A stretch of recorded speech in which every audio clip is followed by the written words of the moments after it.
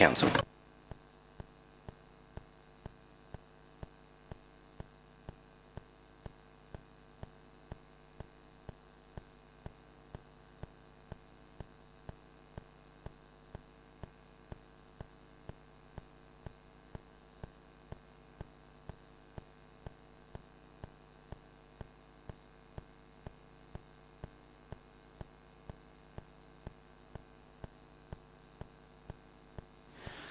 Thank you. Have a seat.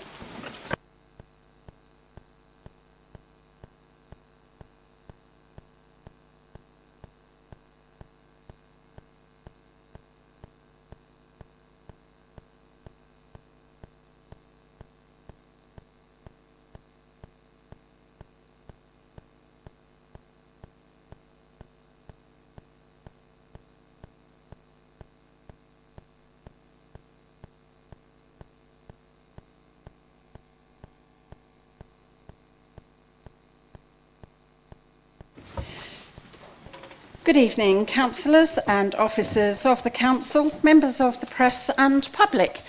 I welcome you to this meeting of the council.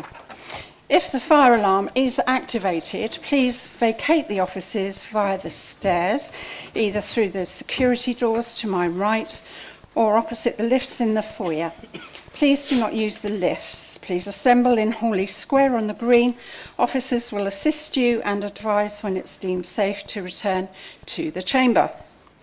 I would advise that if filming takes place, anyone in attendance in the public areas may have their image captured. I urge anyone filming proceedings to avoid filming members of the public, particularly if there are children present. Does anyone intend to film the meeting?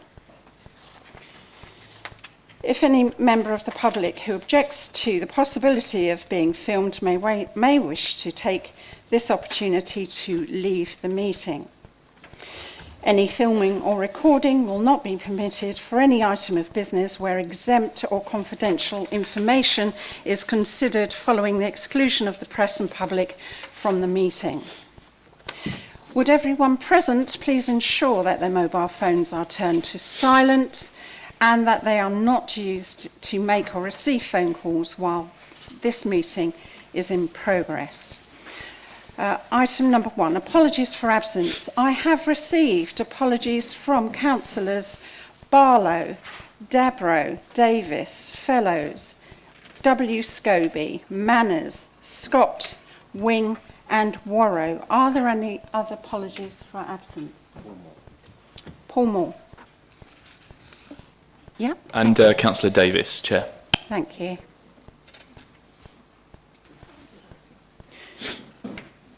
Right.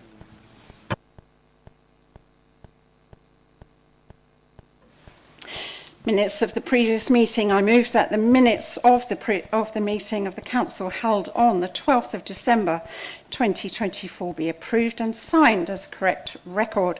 Would the Vice Chair please second? Seconded. Do councillors agree? Thank you. Minutes of the extraordinary meeting. I move that the minutes of the extraordinary meeting of council held on the 23rd of January 2025 be approved and signed as a correct record. Would the Vice Chair please second? Seconded. Do councillors agree? Thank you. Announcements. I am sad to inform councillors that former councillor Bill Pepiat, MBE, and former councillor Ken Jones has passed away. I'd like to ask members to pause for a minute's silence in respect of councillor Pepiat and councillor Jones. May we do that now, please?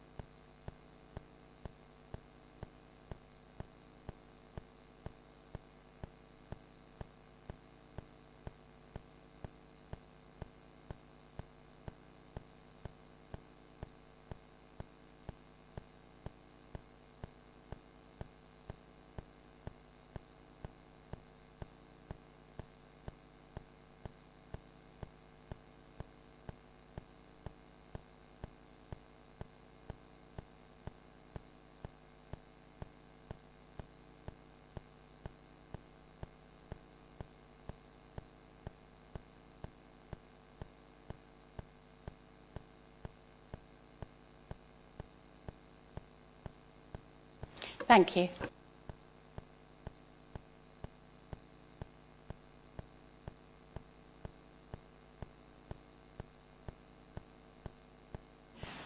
I'd like to open up the floor for any councillor to give a tribute if they'd like to. Anybody? Councillor Matterface. Thank you, Chair. We have a very full agenda this evening, but I did want to say a few words about Bill Peppiatt, who was a councillor here for many years. My connection wasn't in the chamber as he had retired before I was elected in 2011. But we did have a connection through his other passions besides his cars, trains, namely education. In the late 1980s, Bill taught A-level economics at Chatham House, while I did the same down the road at Clarendon House. So when he was taken seriously ill and was going to be off for some time, I was asked to step in to take over his upper six, as they were then known, class until he was back at school. It was a time when John Maynard Keynes was still on the syllabus, whereas the government of the day was more influenced by Milton Friedman, which led to some very interesting classroom debates. When Bill returned to school, we were both on a working party bringing technology into our schools. I think it's fair to say it was the blind leading the blind. Despite our political differences, we enjoyed cooperating on the project. He was always very courteous and kind to me, and happy to give me a lift to meetings, even as far as Sevenoaks, in his then very sporty car. Thank you for listening. Thank you. Anybody else? Councillor Garner. Thank you. I just want to say a few words about Ken Jones. He was my next door neighbour. He was born in South Wales, but he spent most of his life living in Thanet. We're remembering here in this evening because he was a Labour Party councillor, first during the 1960s on Ramsgate Council, and then in 1973 he was among the first cohort of councillors elected to Thanet District Council, along with his wife Pat. I also want to just tell you a bit more about his life, as for much of it he worked as an entertainer and an actor. In the 50s, after serving in the Korean War, he performed on stage with, amongst others, Bruce Forsyth, Sean Connery and Roy Barraclough. In the 60s and 70s, alongside being a councillor, he worked for the ambulance service. After his wife Pat died in 1978, he rekindled his passion to be an entertainer, and throughout the 80s and 90s had a number of TV roles, including in Doctor Who as Louis Pasteur. He was in EastEnders and in Heidi High, where he can be seen in the final episode. Those of you who, like me, watch quite a lot of UK Gold. He also appeared in films like Lady Jane Grey and a number of music videos, including Sting's If Ever I Lose My Faith in You, where he played a druid. He retired from performing in 2010, but remained an active member of Equity's East Kent branch. Ken died peacefully at home on the 6th of January, aged 93, and leaves behind his son Chris and his daughter Jenny. Thank you. Well done, Mike. Thank you. Anybody else? Thank you. Now, given the large number of items on the agenda tonight, I've decided to change the order of the agenda to ensure there is sufficient time to discuss and debate the Council's budget. Therefore, I will be bringing forward items 12, 13 and 14 for consideration, and then returning to the other items in the order they are displayed in the agenda pack. Additionally, I'm suspending Council Procedure 16.7 brackets E for these items. Council Procedure 16.7E reads, after an amendment has been carried, the Chair will read out the amended motion before accepting any further amendments, or if there are none, put it to the vote. Declarations of interest. Are there any declarations of interest? Okay, item 12 then, straight in, 2025-26 General Fund Budget. I would advise that in accordance with Council Procedure Rule 17.6, I will call for a recorded vote on the motion or any amendments and substantive substantive motions. There's going to be a lot of recorded votes tonight, so if you can bear that in mind, that would be good. I call upon Councillor Yates. Thank you, Chair. Before I start, no, I'm not going to use the microphone. Before I start, I just want to send our best to Councillor Rattigan, who I know would like to be here, but for genuine reasons cannot be tonight. Labour, to begin with, Labour would like to thank the finance team, in particular Chris Mundell and Matt Sanham, and officers from across the council for their work on this year's budget. Once again, we're discussing a budget that is significantly less in real terms than the council's budget in 2010. This year, with a Labour government, a Labour MP in East Thanet, a Labour majority at TDC, we are seeing more investment into our district because of decisions made in Westminster and decisions we make in this district, in this chamber. Nationally, the Labour government has reintroduced the needs-based core funding allocation, which the Conservatives cruelly removed, increasing TDC's income by over £600,000, and we are now seeing 15.7% increase in total corporate funding, bringing additional money into Thanet to fund our core services and support our most vulnerable residents. Locally, we're investing more into Thanet, with an increase in our base budget from £23.5 million last year to £27.4 million this year, taking £1.1 million out of reserves to deliver our priorities for our residents. Last year, we sat in this chamber and debated and passed what we called a compassionate, progressive budget, focused on what residents need. Before going into detail about how this budget builds on that, I want to say something special about this year's budget. This year, we add one important word to our compassionate, progressive, resident-focused budget, and that word is bold. This year's budget is bold, doing things other councils are afraid to do, making decisions that will benefit residents for decades to come, regardless of local government reorganisations. These decisions not only result in improved financial stability, they mean that we don't have to make cuts to services tonight. Let me explain why. There's a growing crisis in councils across the country, and that is homelessness. At Thanet, this looks like 300 homeless residents being housed a night, a 30% increase in the number of households accepted as homeless since the pandemic, homelessness overspend that's doubled since 23-24, and a £100 a night difference between housing residents using our in-house TA programme and the private sector. We had a decision to make. With Councillor Whitehead at the lead, we commissioned a report from CITFA, which meant we could make an informed decision at Cabinet on 19th of December 2024. It is this decision that we are once again approving tonight. To increase spend on temporary accommodation from £7.2 million to a total spend of £45.9 million for a total of 200 temporary accommodation properties acquired by 2027. This spend will result in the council bringing all homeless residents housed out the area back to Thanet. A significant reduction in homelessness spend for the council, more dignity to those impacted, and a legacy I think everyone in this chamber can be proud of. And that, may I add, is on top of this Labour group's ambitious 400 affordable housing acquisition programme through the HRA. So we've shown that this is a bold budget, but there is more. I've aligned this year's budget speech against four of the key priorities residents raise with us each year. On feeling safe, in last year's budget we allocated £350,000 on upgrading the council's CCTV. We can update the Cabinet paper is imminently coming that will allow us to enter contract to upgrade the CCTV room at a cost of £550,000 as we enter into a larger and more impactful contract that will improve our CCTV provision. And new for this year is £47,000 for an additional safeguarding officer and £39,000 for a health and safety officer. On cleaner streets, following last year's budget, we hired additional street cleansing operatives and open spaces officers and started a graffiti removal campaign. This year, we continue this work with £151,000 for a second graffiti cleansing team, £80,000 for a role to drive up this council's recycling rates, £41,000 for route optimisation and compliance software for the vehicles, £121,000 to help deliver improved services around littering, dog fouling, graffiti reporting and fly tipping.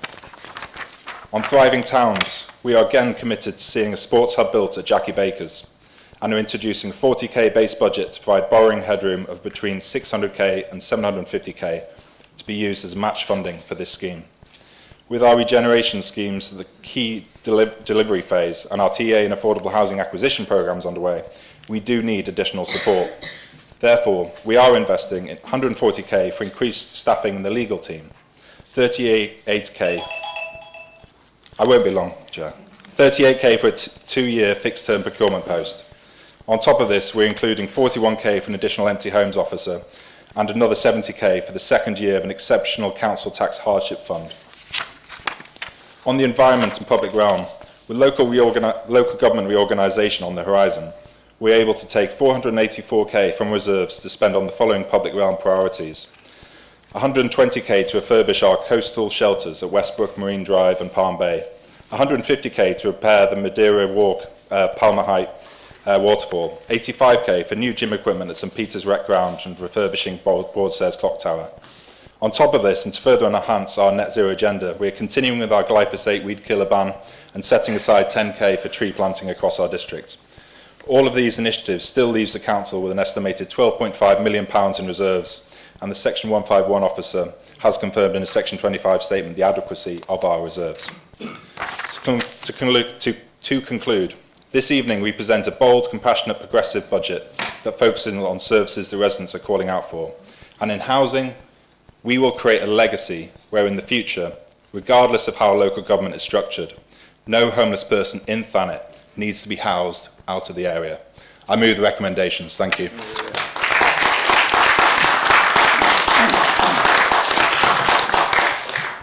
Can I have a seconder, please? Councillor Ordman. Thank you. Now, maybe debated. Anyone have anything to say? No? Councillor Pugh. Sorry, Chair, I thought I'd give everyone else a chance, really, to be fair, but clearly everyone's just really excited that Councillor Yates said a Labour government, a Labour council and a Labour MP to no applause. Thank you. Thought I'd give it to him, to be fair, because I think that was lost on most of the Labour group, to be honest, at the time. This is the Labour administration's budget, so I'm not going to go into too much detail about that. It's up to them to justify what they're doing, why they're taking money out of reserves, and why they're allocating certain things to certain aspects of the budget. What I would say is that I'm thankful to Councillor Yates and to the rest of the Cabinet and the Leader and to officers for how open and transparent it has been within the budget process. So we really have appreciated that, as always, and long may that continue. I would like to move an amendment, but I'm hoping, Chair, that you'll allow me to provide some context before I do that, if that's okay. I will be quick, though. It's right that this is a Labour budget. I think one thing that the Conservative group was disappointed in when we finally did see everything to do with this Labour budget was that really it focuses not necessarily on need, but it focuses very heavily on certain wards for large capital programmes and for new and improvements. And the wards that it doesn't even mention or doesn't really do anything in just certainly happen to be a lot of the majority Conservative wards. Now, I contest that actually there's not a lot of majority Conservative wards at the moment, but that makes it actually even more noticeable that within the budget they're neglected. So therefore, I'd like to move an amendment that ensures that we fund improvements to play areas in open spaces, not just in Conservative wards, but in the wards that we feel need those improvements the most. When we had allocated funding previously under the last Conservative administration, specifically to improve play equipment within the district. I say we took the decision, but Councillor Cupp did, as the relevant Cabinet member at the time, to allocate the majority of that funding to renovate and do up the play area in Cliftonville West Ward, opposite Bugsy's and the bowling park there. There's a lovely photo of the Cliftonville West councillors pushing Councillor Cupp on the new swing, big swing seat over there. Don't know whether they were trying to push him off or not, but that remains to be seen. And I think that's now called the Jubilee Play Park. So it shows the approach that we take when we're looking to allocate funding. We want to invest in play equipment, as I said, of areas that need that funding. And one of them is Minnis Bay Playground. Not because it's in my ward or it's in Councillor Cupp's ward, but to give you an example of how long it's been since there are any real improvements to the play equipment in Minnis Bay. There's a newspaper clipping from 2001 with some children and Dan the Man and Santa Claus, even though it was October, and a director from the council with some children on the new play equipment that had been part funded by the parish council, part funded by the district council. And I can tell you that there's a councillor in this room, I will be quick, Chair, there's a councillor in this room that was in that photo, not as an adult, as a child, and that's Councillor Cupp.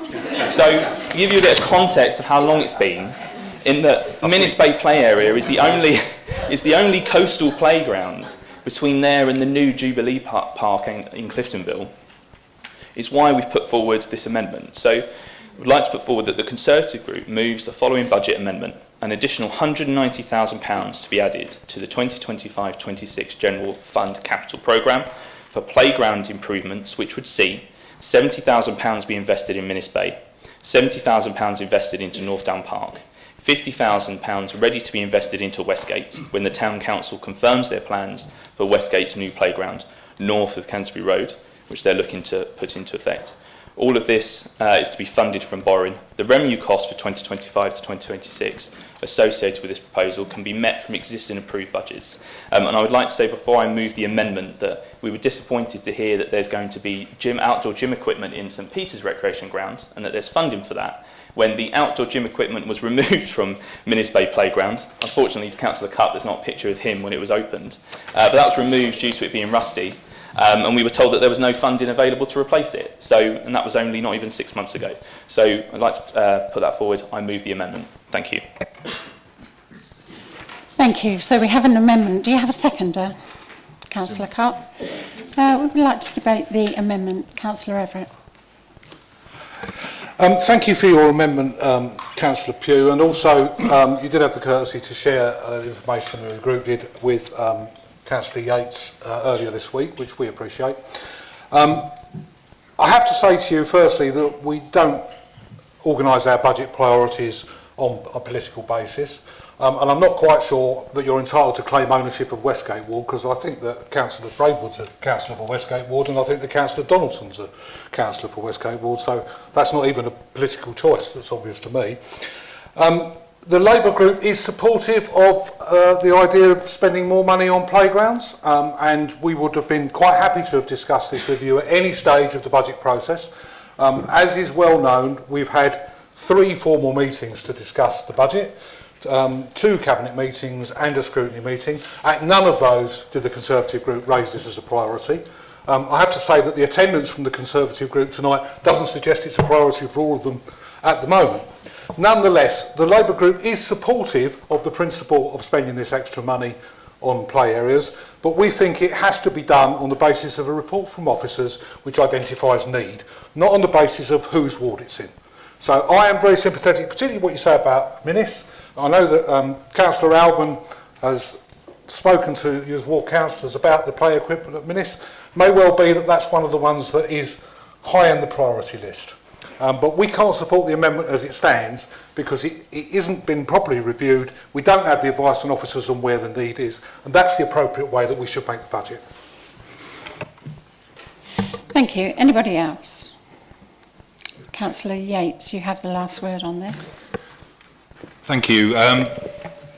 It's going to be slightly frustrating tonight because we're going to, the Labour group is going to vote against this, but we are then going to propose our own amendment, which is very similar in tone, but as Councillor Everett says, includes a report and says, look, we are open to investing in all those playgrounds based upon a report that will identify need.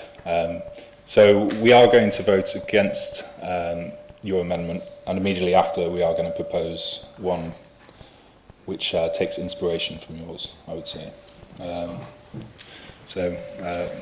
Thank you. Thank you. Okay, let's go to vote then. We're voting on Councillor Pugh's amendment. Those in favour... Sorry. Yes, of course. Sorry, it's recorded vote.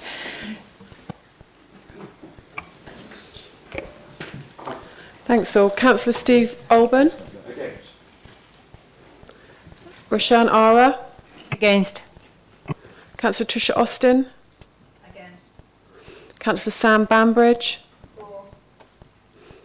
Councillor Jill Bayford. For. Councillor Martin Boyd. Against. Councillor Bertie Braidwood. For.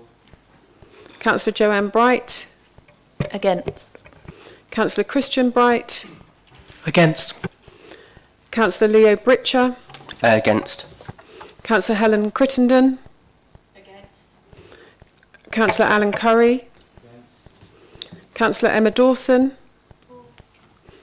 Councillor, John Dennis is not here, is he? Sorry. Councillor David Donaldson. Councillor Jim Driver. Point of order. Oh, sorry, Councillor John Dennis, sorry. Yeah. Councillor Jim Driver. Councillor Ruth Duckworth. Against. Councillor John Edwards. Against. Councillor Rick Everett. Against. Councillor Rupa Faruqi. Against. Councillor Mike Garner. Councillor David Green. Councillor Karina Huxley. Councillor Heather Keane. Councillor George Cupp. Or. Councillor Pat Mackinson. Against. Councillor Jenny Matterface. Against. Councillor Pat Moore. Councillor Alan Munns. Councillor John Nichols. Councillor Anne-Marie Nixie. Councillor Tony Ovenden. Councillor Deborah Owen Hughes. Councillor Jack Packman. Councillor Katie Pope. Councillor Kevin Pressland. Councillor Rhys Pugh. Councillor Mark Rattigan, who's not here. Councillor Brenda Rogers. Councillor George Rusecki. Councillor Harry Scobie. Councillor Abby Smith. 4. Councillor Cedric Towning. Councillor Helen Whitehead. Councillor Linda Wright. Councillor Rob Yates. Thank you.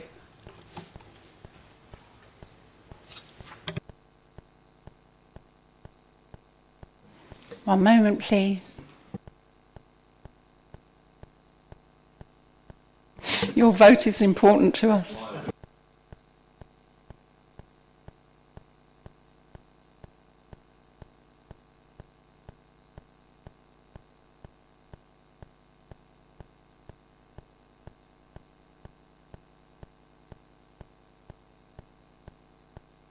The amendment is lost. You'd never have guessed, would you? So we go back to the original motion now. Does anybody have anything they want to say? Councillor Alban. Yes, thank you, Chair. I want to make an amendment, Chair, if I may. And I'm sorry that it's had to happen this way, because I was hoping to make an amendment of your amendment. But evidently I couldn't do that, so I'm going to have to make a fresh amendment. So the amendment is, taking on board the amendments proposed by the Conservative group, together with Labour's commitment to playgrounds, which was exemplified by the £30,000 increase in the playground budget last year, we submit an amendment for an additional £190,000 for the General Fund Capital Programme budget to be funded from borrowing to be used for play equipment in the district, including consideration of Westgate, Minnis Bay and North Down Park, however, with a priority final list being determined by need. Thank you, Chair. Thank you. Do you have a seconder? Councillor Bright. Thank you. Kay Bright. Okay, this amendment is now open for debate. Anybody want to say anything? Councillor Pugh. Thank you, Chair. I'm going to be quick because I'm going to be speaking quite a lot tonight, it appears. We're very happy to support this. I've got to be honest, it works both ways, and if we'd have known that you wanted to make an amendment to our amendment, I would have amended it before I brought the amendment forward. I know that's a bit of a tongue tie, and I'm not known for my raps, but the point is that, yeah, you didn't know it, well. Well, I know. No, I know. I'm not blaming you, Councillor Alban, but what I mean is that it's this tit for tat. I get it. Like, I'm not, this wasn't a political point. It's more that, I'm sick and tired of seeing play equipment, and I see it because my 3-year-old son is moaning to me about the condition of play areas, and I don't know what to say to him. Even when I go over to the Jubilee Park over in in Cliftonville, when we go bowling, I take him there, and I have to climb up the top because he's too scared to go up there in the slide by himself. So I have to do it and with him. And there's bits that have been set alight, and it's a new play equipment and stuff like that. So this isn't just about my ward. So we will support it. We really will. I was going to ask a question about what does that mean for Westgate, because the whole point of the amendment was to try and give a bit of a boost to Westgate Town Council when building this new play area. But you've kind of said that, Councillor Orban. So that's fine. But thank you. Thank you. Anybody else? Councillor Bright at the back. Thank you, Chair. No, I wasn't going to speak, but I will, because I am the ward councillor for Beacon Road ward, where St Peter's Recreation Ground is. And I just want to give a bit of context. There is a need for play equipment in Beacon Road ward. And the reason is, when I became a councillor, I was very aware that there wasn't anything for young people to do. The play park in St Peter's Recreation Ground is for small children, and the children that live on the Beacon Road estate, which is a deprived area of my ward, have to walk nearly half an hour to get to the Memorial Rec, where there is actually some gym equipment. That's too far. So I actually went and had a meeting with officers and spoke to them about this, and I asked if it would be possible to have some outdoor gym equipment or something that's more appropriate for older kids in St Peter's Recreation Ground. It was decided that actually there is a need there. So you have had, I mean, I'm shocked to hear that the part that you mentioned hasn't been updated since 2002, but you've known this for a very long time. You could have maybe changed your budget years ago as well. You're only actually just asking for this now. When I became a councillor, I wanted to do right by young people, and that's why we've got the funding. Thank you. Anybody else? Anybody else? No. One time. One time only. Councillor Yates, you have the last word here in this amendment. Thank you, Chair. Given the meeting's agenda, I would suggest we move to the vote. Thank you. Thank you. This is also a recorded vote. Over to you. Councillor Steve Alban. For the amendment, just to be clear, this is for the amendment. Councillor Roshan Ara. Councillor Tricia Austin. Councillor Sam Bambridge. Councillor Jill Bayford. Councillor Martin Boyd. 4. Councillor Bertie Braidwood. Councillor Joanne Bright. 4. Councillor Christian Bright. Councillor Leo Britcher. 4. Councillor Helen Crittenden. 4. Councillor Alan Curry. 4. Councillor Emma Dawson. 4. Councillor John Dennis. 4. Councillor David Donaldson. 4. Councillor Jim Driver. 4. Councillor Ruth Duckworth. 4. Councillor John Edwards. 4. Councillor Rick Everett. 4. Councillor Rupa Faruqi. 4. Councillor Mike Garner. 4. Councillor David Green. 4. Councillor Karina Huxley. 4. Councillor Heather Keane. 4. Councillor George Cupp. 4. Councillor Pat Mackinson. 4. Councillor Jenny Matterface. 4. Councillor Pat Moore. 4. Councillor Paul Moore. He's not here, is he? Sorry. Councillor Alan Munns. 4. Councillor John Nichols. 4. Councillor Anne-Marie Nixie. 4. Councillor Tony Ovenden. 4. Councillor Deborah Owen Hughes. 4. Councillor Jack Packman. 4. Councillor Katie Pope. 4. Councillor Kevin Pressland. 4. Councillor Rhys Pugh. 4. Councillor Brenda Rogers. 4. Councillor George Rusecki. 4. Councillor Harry Scobie. 4. Councillor Abby Smith. 4. Councillor Cedric Towning. 4. Councillor Helen Whitehead. 4. Thank you. Councillor Linda Wright. 4. Councillor Rob Yates. 4. Thank you. Council, you are in total agreement. Well done. 2025-2026 Council Tax Resolution. I would advise that in accordance with Council Procedure...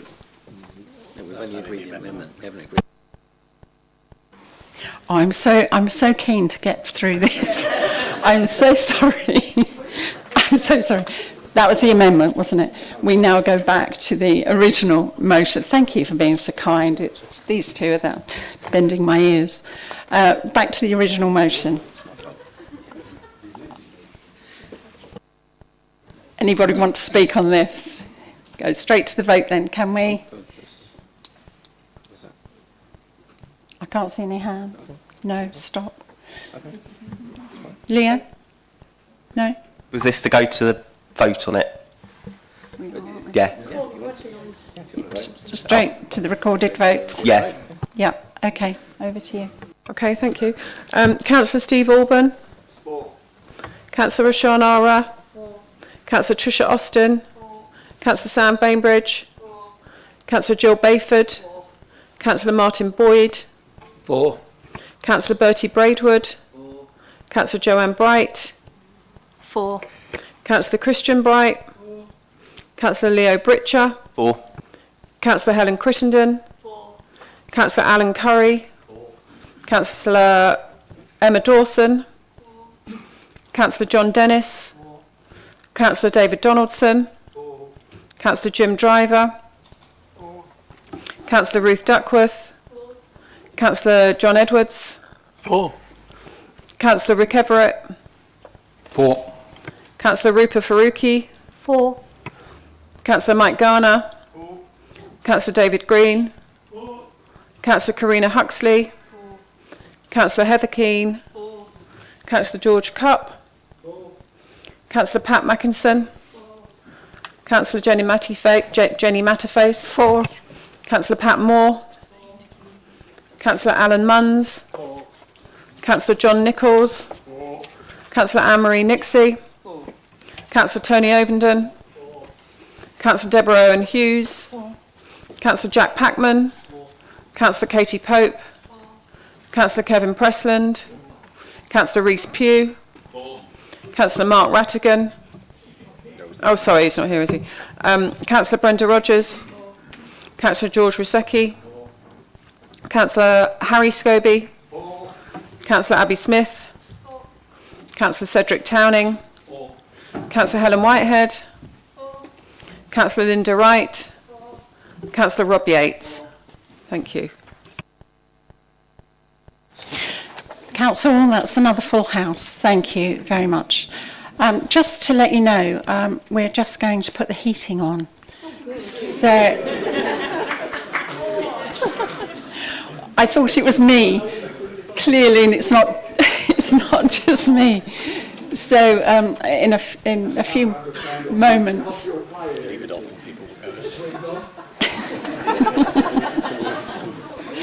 In a little while, you'll feel a little warmer, so I hope you'll be more comfortable. Here we go then, item 13, 2025 to 2026, Council Tax Resolution. I would advise that in accordance with Council Procedure, Rule 17.6, I will call for a recorded vote on the motion or any amendments and substantive motions. Councillor Yates.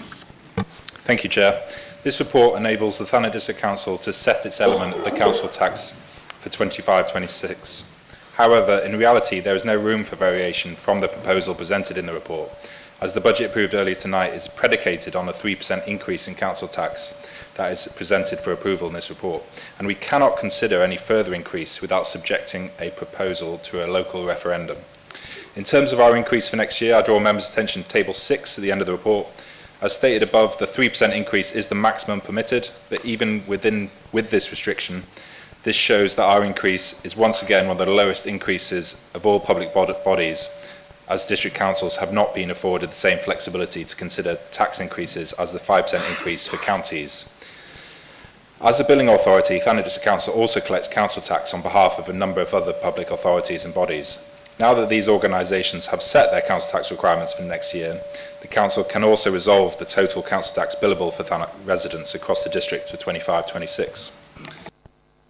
For members' reference, the preceptors are Kent County Council, Kent Fire and Rescue, the Kent Police and Crime Commissioner and the Parish and Town Councils, and the total amounts billable are set out at Table 5. Finally, I can reaffirm that the Thanet District Council also has one of the most generous council tax support schemes in the county, and this additional discount will help protect the most vulnerables in our communities. I move the recommendations. Thank you. Is there a seconder? Councillor Orban, thank you. Okay, anyone would like to speak on this? Councillor Pugh. Thank you, Chair, and thank you, Councillor Yates.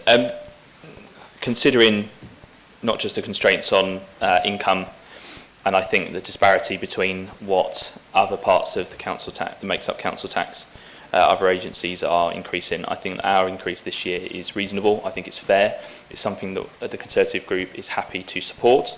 You'd be glad to know I'm not going to move any amendments. Don't want to worry you, Councillor Yates. My only comment I would make, and there's a motion on this later, and I understand that, and I know the leader will touch on this later, but devolution and the creation of unitaries can't come soon enough, because I'm sure every councillor here, we all get blamed for the general increase in council tax year on year. And as Councillor Yates has said, other parts of what make it up can increase it by more. And of course, as we're the district that collects the council tax, everyone seems to think that we keep all of the money, and we don't. So I just want to say that I think that devolution and the creation of a unitary, in whatever form that could take, can't come soon enough, because then the councillors for that unitary can justify properly all of the funding that they're asking for from ratepayers. Thank you. Councillor Everett. Can I thank Councillor Pugh for his comments? I just wanted to say that I've seen the results of the survey that was carried out by our communications team that 60% of respondents didn't know that we didn't get all the council tax to spend. And I think that's a good estimate of the challenge that we face in getting our message across. So the more we say it and the more people say it, the happier I am. We are not the main preceptor in the council tax bill that comes out, and we cannot change the very large figures which are in that bill. We can only address our own. Thanks. Anybody else? Councillor Yates, last word. To the votes, please. Thank you. Councillor Steve Alban. Councillor Roshan Ara. Councillor Tricia Austin. Councillor Sam Bainbridge. Councillor Jill Bayford. Councillor Martin Boyd. 4. Councillor Bertie Braidwood. Councillor Joanne Bright. Councillor Christian Bright. Councillor Leo Britcher. 4. Councillor Helen Crittenden. Councillor Alan Curry. Councillor Emma Dawson. Councillor John Dennis. Councillor David Donaldson. Councillor Jim Driver. Councillor Ruth Duckworth. Councillor John Edwards. Councillor Rick Everett. Councillor Rupa Faruqi. 4. Councillor Mike Garner. Councillor David Green. Councillor Karina Huxley. Councillor Heather Keane. Councillor George Cupp. Councillor Pat Mackinson. Councillor Jenny Matterface. 4. Councillor Pat Moore. Councillor Alan Munns. Councillor John Nichols. Councillor Anne-Marie Nixie. Councillor Tony Ovenden. Councillor Deborah Owen Hughes. Councillor Jack Packman. Councillor Katie Pope. Councillor Kevin Pressland. Councillor Rhys Pugh. Councillor Brenda Rogers. Councillor George Rusecki. Councillor Harry Scobie. Councillor Abby Smith. Councillor Cedric Towning. Councillor Helen Whitehead. Councillor Linda Wright. Councillor Rob Yates. Thank you. Council, once again, you are at 1. Well done. 2025-26 HRA budget. I would advise that in accordance with Council Procedure, Rule 17.6, I will call for a recorded vote on the motion or any amendments and substantive motions. I call upon, guess who? Councillor Yates. Thank you, Chair. I'm not learning. This report seeks approval of the 25-26 Housing Revenue Account budget and associated capital programme. A review of the Council's HRA reserves, both revenue and capital, is included. The report further sets out the assumed housing rent increases to assist in funding the budget. As already shown through our recent members' briefing, we are well on our way to exceed our 400 property target for affordable housing by 2027. And I would like to thank Councillor Whitehead and all officers involved for another legacy scheme that will directly benefit our residents. Next year's HRA budget is underpinned by a 2.7% increase in rents, representing CPI as of September 2024 plus 1%, the majority of which will be covered by increased benefit or universal credit payments to our tenants. Based on the proposed increase across the whole stock, the average rent is £107.39. This is an average increase of £5.28 per property per week.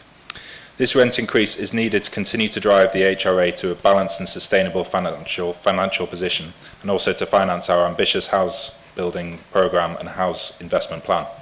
And I'm pleased to report that we have no rents above the LHA rent. Last year, in consultation with the portfolio holder, we created a hardship fund, and this remains, seeing £30,000 being allocated to assist those tenants on low income who may be struggling to meet the rent or associated service charges levied. I move the recommendations. Thank you. Do we have a seconder?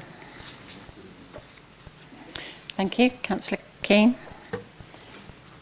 Okay. Open to the floor. Anyone got anything to say? Councillor Pugh. Thank you, Chair. I am trying to give people a chance, to be honest, but I don't want it to just be all about me and Councillor Yates. But anyway, thank you to Councillor Yates. Again, officers have been very open and transparent, as has Councillor Yates and the leader, about everything included, particularly within the HRA budget and the budget in general. I would like to move an amendment. I'm not going to go into too much detail and try and use an example of Councillor Cup and Newington play equipment and all of this kind of stuff, but you know, it's not up to Councillor Cup when we upgrade parks that are that old, because probably the last time Newington Park was upgraded, you probably hadn't been born yet, Councillor Cup, to be fair, so that's a weird thing to set. But I would want to move this amendment because, again, I think that Newington Park is in desperate need of improvements. I appreciate that it has to come through the HRA rather than the general fund and the budget. So therefore, the Conservative Group moves the following budget amendment. An additional £70,000 to be added to the 2025-2026 HRA capital programme for playground improvements at Newington Park to be funded from borrowing. The revenue costs for 2025-2026 associated with this proposal can be met from existing approved budgets. I move the amendment, and I would like to say that I'm sure there's going to be an amendment after this that comes back, and if it's similar to the one before, then we're happy to support it. Thank you. Thank you. Councillor Rees, do you have a seconder? Councillor Cupp, thank you. Councillor Everett. Oh dear. I mean, this is an intriguing amendment from the Conservative Group. They're taking an interest in Newington. I'm not sure how much of his youth Councillor Cupp spent playing on the play equipment in Newington, so that might be why might not be why there are any pictures, why there are no pictures of him. I suspect this started life as part of the General Fund Amendment because the Conservative Group only found out when they discussed it with officers that Newington was in the HRA, and therefore they had to move it separately. So it stands alone, and it stands as a bit odd. But the main reason it's odd is because they're proposing an amendment to use additional money to refresh the play equipment in St Princess Margaret Avenue in Newington. If they'd done their homework, they'd know there's already an agreed scheme to replace all the play equipment in Newington Park in Newington, in Princess Margaret Avenue, which is fully funded. Most of the money has come from the Section 106 agreement on Brisbane Close. The scheme has been consulted with the residents and agreed and announced. So I'm not quite sure what play equipment is they are proposing to replace. Therefore, I don't think it would be very sensible for us to support this, but I can assure them that there's a second play park in Newington, in Surrey Close, and that's got an agreed scheme for the equipment to be replaced as well. So we don't actually need this agreement. So I'm in a strange position of rejecting an amendment which they propose to put money into Newington because we've already done it. Thank you. Anybody else want to contribute? Okay, Councillor Yates, over to you. Thank you, Chair. Sorry. Unfortunately, as Councillor Everett's pointed out, we cannot support this amendment, and unlike the previous item, we will not be bringing forward a separate amendment, given that there is already funding in place. Thank you. Thank you. We are now voting on Councillor Pugh's amendment, and we go to a recorded vote. Thank you, Chair. Councillor Steve Alban. Councillor Rashan Ara. Against. Councillor Tricia Austin. Against. Councillor Sam Bainbridge. Councillor Jill Bayford. Councillor Martin Boyd. Against. Councillor Bertie Braidwood. Councillor Joanne Bright. Councillor Christian Bright. Against. Councillor Leo Britcher. Against. Councillor Helen Crittenden. Councillor Alan Curry. Councillor Emma Dawson. Councillor John Dennis. Sorry. Councillor David Donaldson. Councillor Jim Driver. Sorry. Thank you. Councillor Ruth Duckworth. Against. Councillor John Edwards. Councillor Rick Everett. Against. Councillor Rupa Faruqi. Against. Councillor Mike Garner. Councillor David Green. Councillor Karina Huxley. Councillor Heather Keane. Councillor George Cupp. Councillor Pat Mackinson. Councillor Jenny Matterface. Against. Councillor Pat Moore. Councillor Alan Munns. Councillor John Nichols. Councillor Anne-Marie Nixie. Councillor Tony Ovenden. Councillor Deborah Owen Hughes. Councillor Jack Packman. Councillor Katie Pope. Councillor Kevin Pressland. Councillor Rhys Pugh. Councillor Brenda Rogers. Councillor George Rusecki. Councillor Harry Scobie. Councillor Abby Smith. Councillor Cedric Towning. Councillor Helen Whitehead. Councillor Linda Wright. Councillor Rob Yates. Thank you.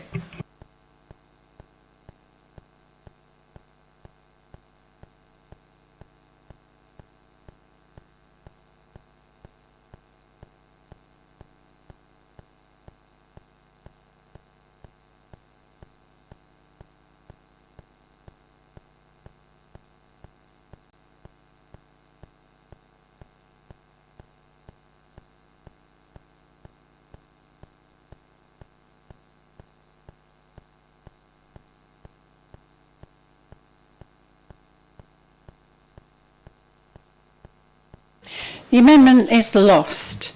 So we go back to the original motion. Does anybody want to speak? Anybody? Last word, Councillor Yates. To the vote, please, Chair. Thank you. Monitoring Officer. Thank you. Councillor Steve Alban. Councillor Roshan Ara. Councillor Tricia Austin. Councillor Sam Bainbridge. Councillor Jill Bayford. Councillor Martin Boyd. 4. Councillor Bertie Braidwood. Councillor Joanne Bright. Councillor Christian Bright. 4. Councillor Leo Britcher. Councillor Helen Crittenden. Councillor Alan Curry. Councillor Emma Dawson.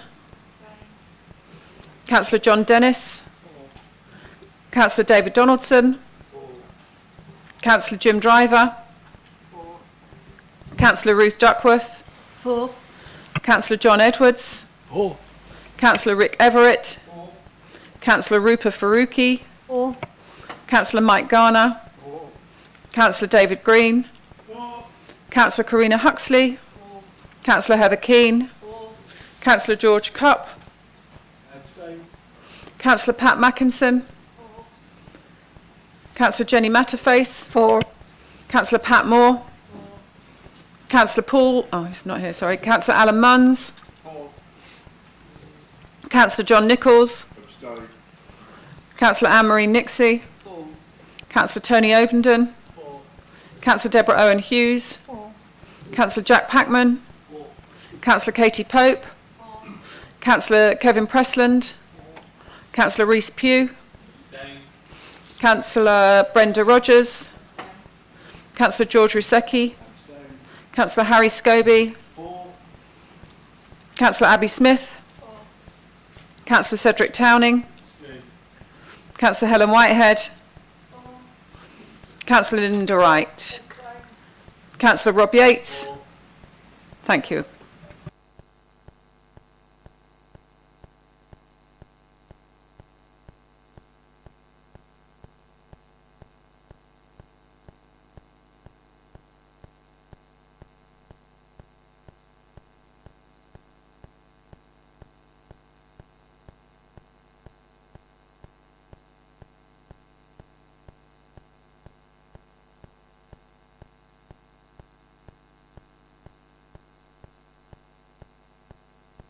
Thank you. That motion is carried.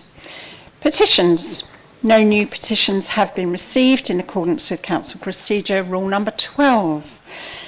Questions from the press and public. There have been 3 questions received from the press and public in accordance with Council Procedure Rule number 13. The time allowed for consideration of questions from the press and public shall not exceed 30 minutes. Please be as concise as possible. First question, a question from a member of the public regarding planning and ecological features. I'm pleased to welcome Ms. Sabine Dawson. Is she here? Hello there. Hi. Please would you make your way to the microphone? And over to you. Thank you. Thank you. Good evening. I'd like to address my question to the Leader of the Council. In the light of the Lost Nature report published by Wild Justice in December 24, written by University of Sheffield, which revealed that on average only 53% of the ecological features that were mentioned in planning conditions were present in reality. I'd like to ask what steps TDC Planning Enforcement Group currently take to ensure that all planned ecological features promised in submitted plans are actually delivered. If it's not the responsibility of Planning Committee, then I'd like to know who is responsible for ensuring that housing developers are fulfilling their obligations for biodiversity in Thanet. Thank you. Thank you very much. Councillor Everett, would you like to respond? I would, Chair. Thank you. And thank you, Ms. Sabine Dawson, for your question. A development compliance team has been set up within the planning department and meets on a monthly basis to discuss development sites that have commenced work or are close to completion. Within that meeting, officers discuss any sites that have not complied with their planning conditions, which are then passed to the enforcement team, and they make arrangements to visit sites that are close to completion to determine whether they've constructed the development in accordance with the approved plans and implemented their approved landscaping plans in full, including specific diversity features. If any inconsistencies with the improved plans are identified, the case is passed on to the enforcement team to determine the necessary action moving forward. Under the new legislation within the Environment Act 2021, there is a requirement for local planning authorities to monitor sites where 10% biodiversity net gain is to be delivered on site, and therefore moving forward there is going to be an even greater need to ensure compliance with landscaping biodiversity plans, which the Planning Department are aware of and planning towards. Thank you. Thank you. Next is a question from a member of the public regarding pavement licences. As the questioner is not present, they shall receive a response in writing to their question. The next question is from a member of the public regarding Ramsgate Town Centre. I'm pleased to welcome Mr. Calder. Is Mr. Calder here? Hello there. Hello.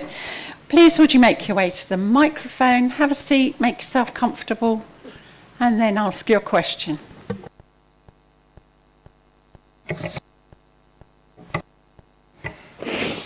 Thank you. The question is addressed to the councillor who has the lead for strategy. Councillor Duckworth.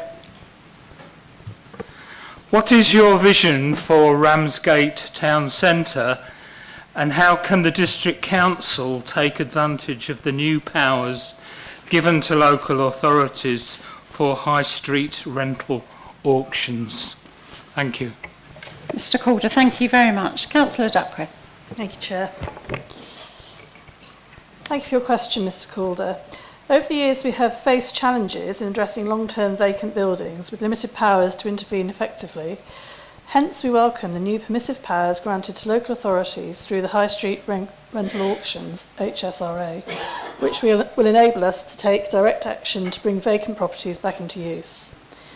We have an implementation plan for HSRA and have already begun the necessary preparation work to ensure that Ramsgate, alongside all the other towns, are ready when the schemes become fully operational. Draft proposed areas will soon go out for public engagement, allowing us to gather valuable feedback from the community. The Council recognises that it's important that our town centres function as focal points and centres of economic activity in our district.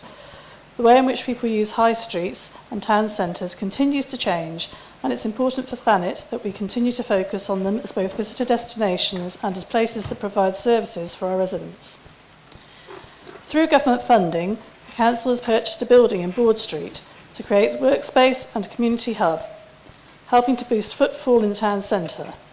In 2024, we also successfully brought back Ramsgate Market. Through external regeneration and business support funding, we're exploring opportunities to enhance the market provision further with the teenage market, following the success of the pilot in Margate. We're also looking to see the impact on Margate's High Street when the digital campus opens later this year, and we see students using the town centre. There will be opportunities for learning and potentially programming of activities. The Council has used the UK Shared Prosperity funding through the award of grants to support organisations activating spaces in Ramsgate. The destination management framework for the district includes a priority linked to vibrant towns. This framework links activities delivered by the public, private and third sector. It aims to support the growth of the visitor economy and understand how the visitor sector can help diversify the town's current offer by bringing people into our town centres. Thank you. Thank you, Councillor Duckworth. Next item, questions from councillors. 8 questions have been received from councillors in accordance with Council Procedure Rule number 14. The time allowed for consideration of questions from councillors shall not exceed 30 minutes. Councillors, please be as concise as possible. First question from Councillor Wing regarding empty and second home properties. As the questioner is not present, they shall receive a response in writing to their question. Next question from Councillor Pressland regarding land volume water runoff. I call upon Councillor Pressland. Thank you, Chair. My question is to the following. The leader and Councillor Steve Orban have meetings monthly with Southern Water. Please can the conversations expand to land volume water runoff and river eutrophication? Permaculture water management using nature's biological processes can mitigate volume water runoff, off-grid sewage treatment for some developments, enhancing biodiversity and quality of life. Please can they discuss with Southern Water and give feedback to the full council in early summer? Thank you. Councillor Everett. Thank you, Chair, and thank you, Councillor Pressland, for your question. The premise of the question is slightly flawed. We don't have monthly meetings with Southern Water. What happens is that Southern Water provides a quarterly stakeholder meeting, which I attend, along with a number of relevant officers. Separate from that, there is a quarterly Thanet bathing water update meeting, which deals more specifically with that issue and provides an opportunity to share information and ask questions. Land water runoff is a regular topic in these discussions, and Southern Water has shared information about the work it is doing or has planned in Thanet. At the last meeting, earlier this month, I asked Southern Water if they would attend a briefing session for all councillors later this year, in order that all members of the council would have an opportunity to hear first hand from them and also have a chance to ask their own questions. because I understand that there are a range of concerns about Southern Water, and I can't necessarily articulate them all in the context of a meeting about bathing water. I think they are very willing to talk to the council, and I know members are very keen to talk to them. So we will facilitate that. However, in the meantime, officers have passed on the points raised in this question and have asked Southern Water to provide a response to that. Councillor Preston, do you have a supplementary question? I do. Please can the leader discuss with TDC planning as to how this could be included in future developments and or collaboration with nearby landowners using the environmental land management opportunity subsidies to create such soft engineering with all the multiplicity of benefits that could be accrued? Councillor Everett. Yes. Thank you. You caught me off guard there, Councillor Everett. A question from Councillor Pugh regarding the Port of Ramsgate. Councillor Pugh. Thank you, Chair. My answer. Ha! Could be a long night. I could answer it myself, to be fair, but I don't want to. My question is to the leader. Can the leader provide an update on the tender to secure an operator for the Port of Ramsgate? Councillor Everett. Thank you, Councillor Pugh, for your question. As you know, the procurement process undertaken by the Council to identify a concession operator for the Port of Ramsgate concluded on the 28th of January with no contract being awarded. Bidders were invited via an open procurement process to submit an initial tender for consideration. Despite a successful initial tender stage in November, the Council was unable to take discussions beyond the dialogue stage and therefore has not offered a contract via this process. As identified in the July 2024 Cabinet report, work has been taking place in tandem to explore alternative Plan B options for other maritime sector opportunities at the port. Now, I could give a longer answer and probably a very long answer, but I will be covering this position in more detail in the Leader's report, and of course Councillor Pugh will be able to respond to that as well. Councillor Pugh, do you have a supplementary? I do, Chair, and I thank the Leader for his response, and I will touch more on that, on the port concession, when the Leader gets to it in his Leader's report, in my response to it. I think it's important to note, before I ask my supplementary, that the former Conservative administration was the one that agreed to launch the port tender process for the port, so I'm not trying to assign blame to the Leader or to the Labour administration for what has happened. But my question is that is now not the time for all options to remain on the table, not just for an operational port at the Port of Ramsgate, or even more so, to look at alternative options rather than keep flogging a dead horse? Councillor Everett. Well, the answer to that is all options are on the table. We've already talked about Plan B, and there will need to be a report which comes back to Council to discuss the situation. I think that it's been valuable that there's been a cross-party view on this. I don't accept the argument that we're flogging a dead horse. There are continuing discussions, and we will bring them back we will bring back details in a report following the KCC elections. But it is a complex subject, and Councillor Pugh should know it's a complex subject from his own involvement as a Cabinet member. It's not simply a matter of moving from Plan A to Plan B. And I think the whole Council needs to be cited on that, and we need to make a decision on the basis of all the information. We will bring the information back after the KCC election when we have completed the discussions that we're having. Thank you. A question from Councillor Dawson regarding engagement of young people in Thanet. As the respondent to the question, Councillor Fellows isn't present at this meeting, a response will be given in writing. Question from Councillor Rogers regarding Broadstairs Harbour. Councillor Rogers. Thank you, Chair. My question is for Councillor Orban. After complaints from councillors relating to poor workmanship at Broadstairs Harbour, I saw the damage to a concrete block that should have been secured, pulled over by a wave, and joints that didn't connect on the wooden railings. High tides wash over them, and they will be subject to high winds at times. This is a major safety issue. I emailed senior officers on the 21st of October. I was told the work hadn't been finalised. I expected the work to be completed to a higher professional standard, but the shoddy joints had filler inserted and had been sanded down, and some still had gaps between the joints. I complained again and was told there would be a meeting arranged with officers and councillors Can you tell me when this is going to take place and when this substandard work is going to be corrected? Thank you. Thank you. Councillor Alban. Thank you, Chair, and thank you, Councillor Rogers. As you know, this has been going on for a little while. But as previously communicated, senior officers will set up a site meeting with the councillors who have raised concerns at the end of the works. As with all construction contracts, work is continually being inspected and defects highlighted by the engineer on site for correction by the contractor. Upon completion of the construction phase, a snagging inspection will be undertaken. The contractor elected to place the precast wave wall units to check the level and line prior to fixing them in place.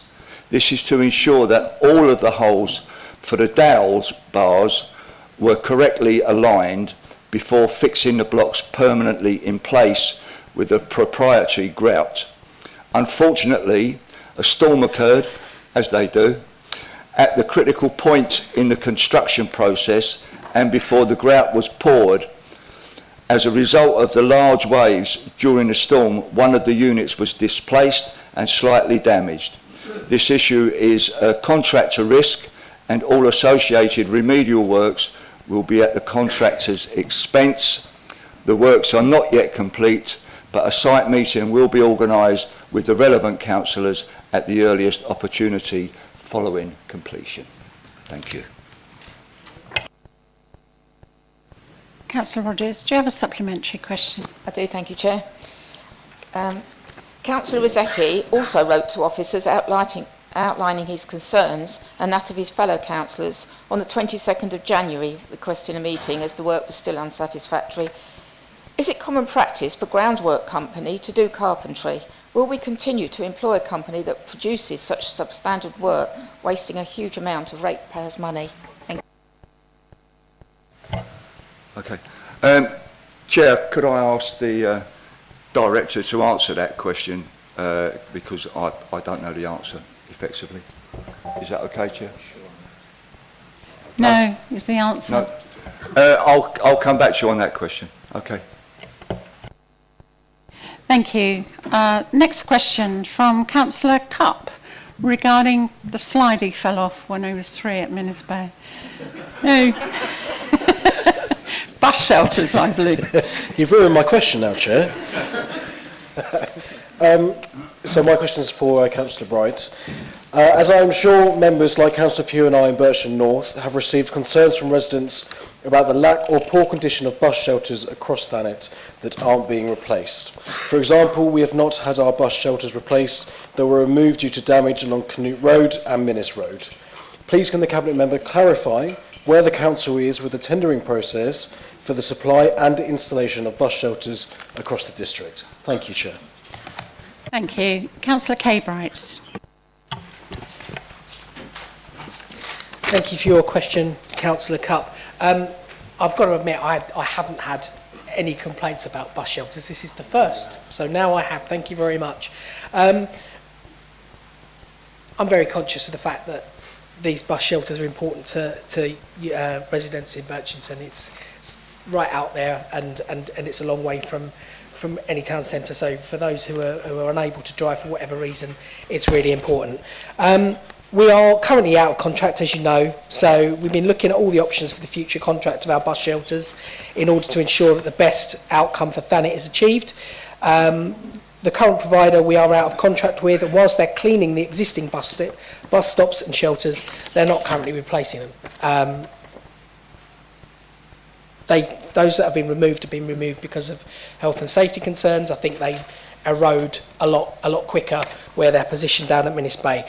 In order to go to market for a competitive tender process, there are a number of things that have to be done. The first is actually identifying which of the shelters we own and getting a condition report. While we're waiting for that, we haven't yet received the condition report. As soon as we get them, officers will seek further advice from procurement colleagues on the next steps that will be taken. Councillor Cupp, do you have a supplementary question? I do, Chair. Thank you, Councillor Bright, for that response. It is an issue that has been ongoing for quite a while, and as Councillor Bright says, it is affecting residents in Birchington, but also many across the other towns and villages in Thanet, across the district.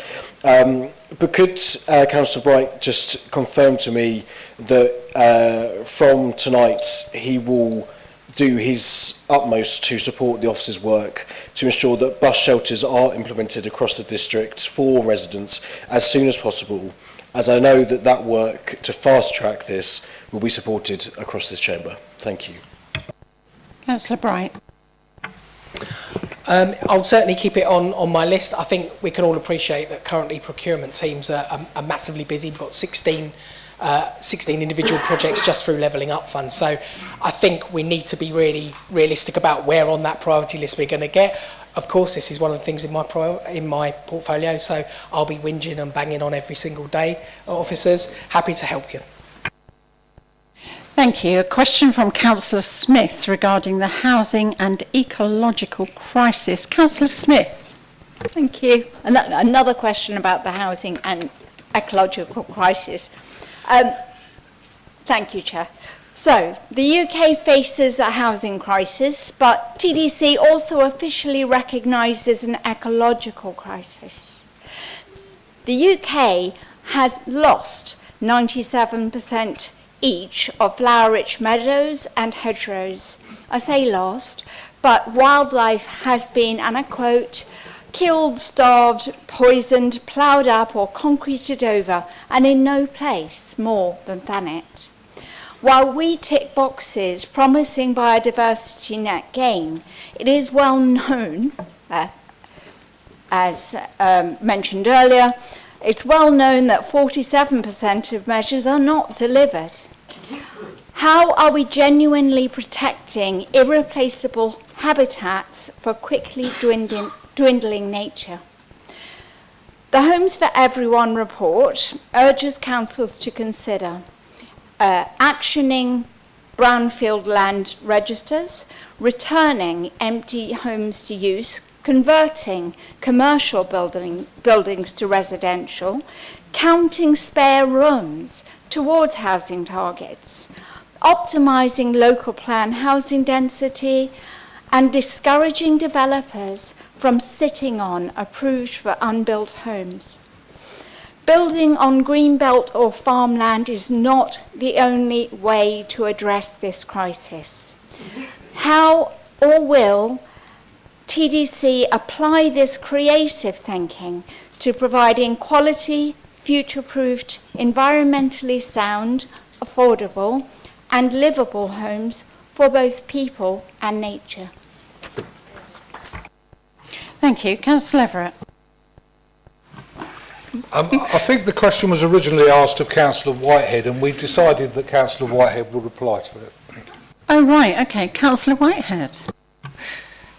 Thank you, Chair.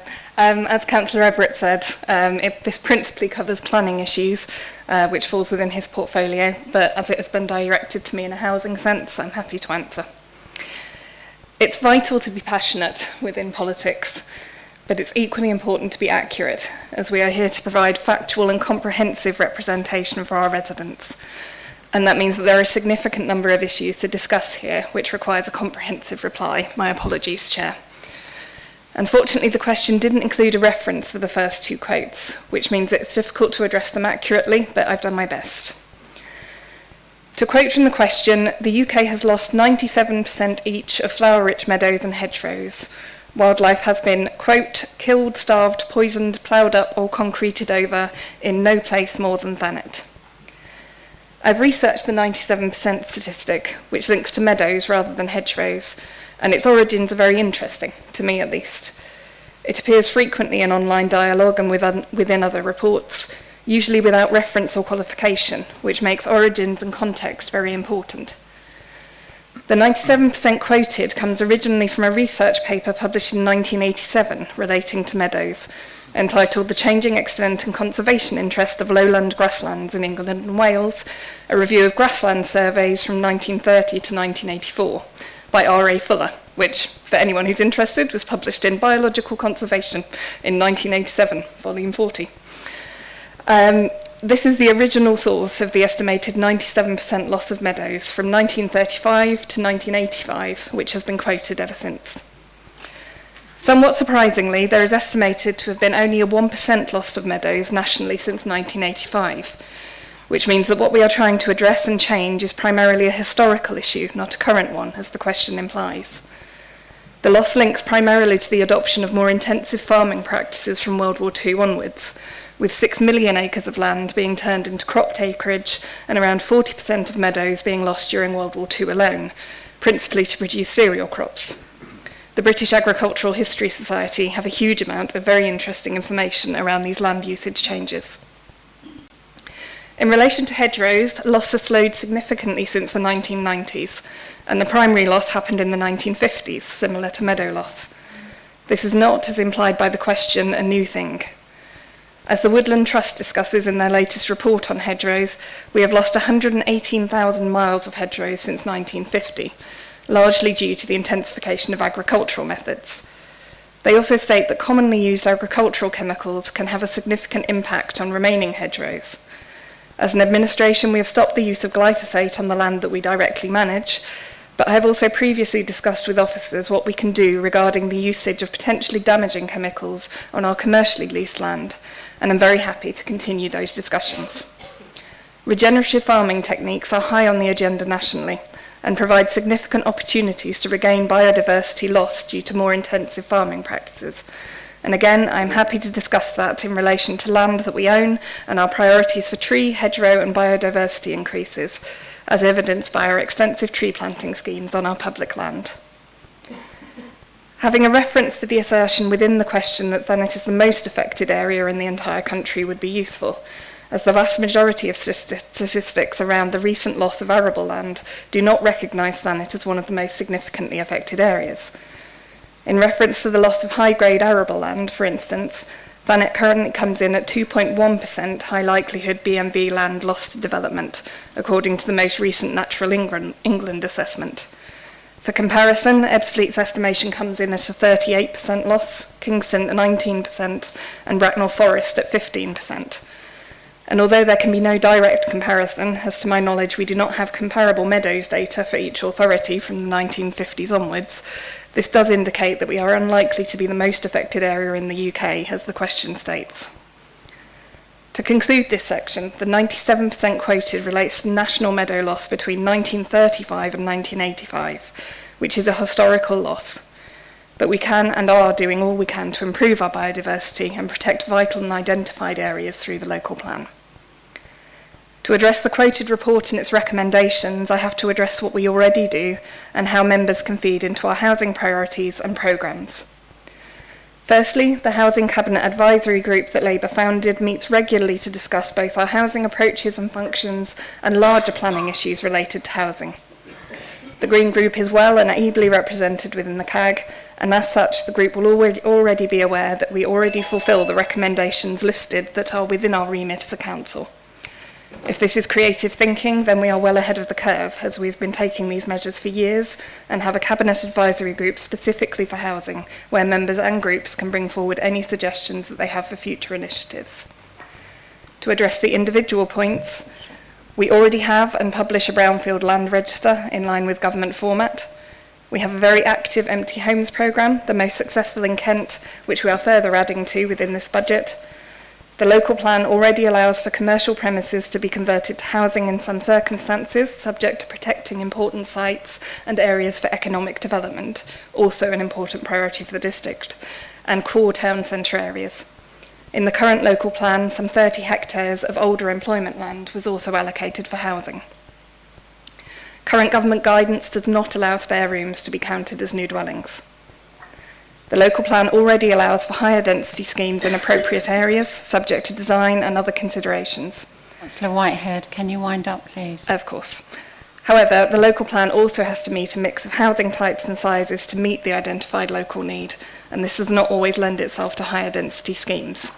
We would in fact be heavily and rightly criticised if we prioritised high density schemes in mostly rural areas that do not lend themselves to high density development, which is also a concern that is previously brought forward by the Green Group.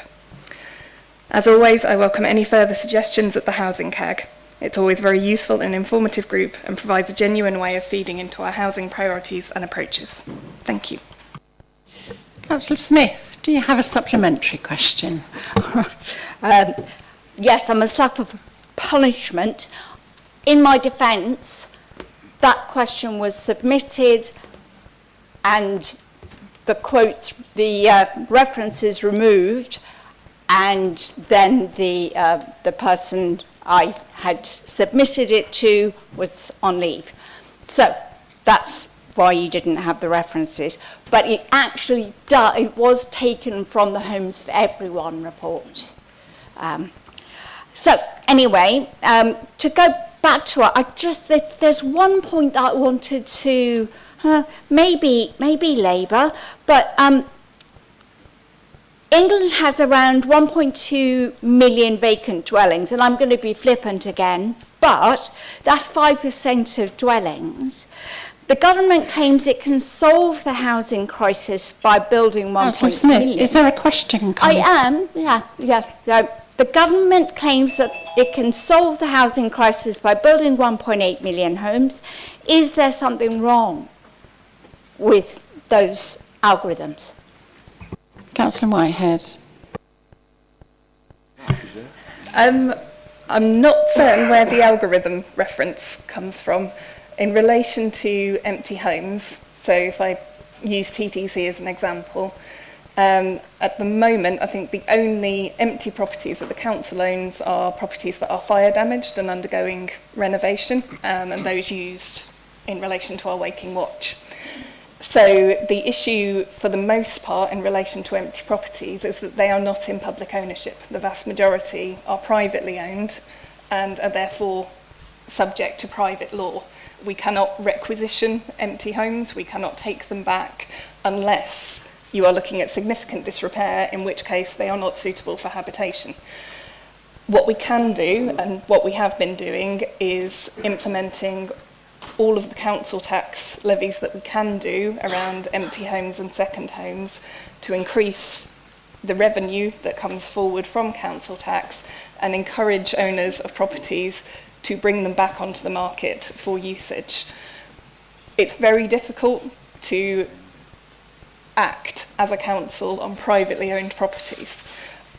The only ways that we can do is via the empty homes process, which we already have and are recruiting another officer to, and through initiatives such as the council tax increases to encourage private owners to bring properties back onto the market. Thank you. Thank you. Next question from Councillor Bayford regarding interim First Homes policy statement.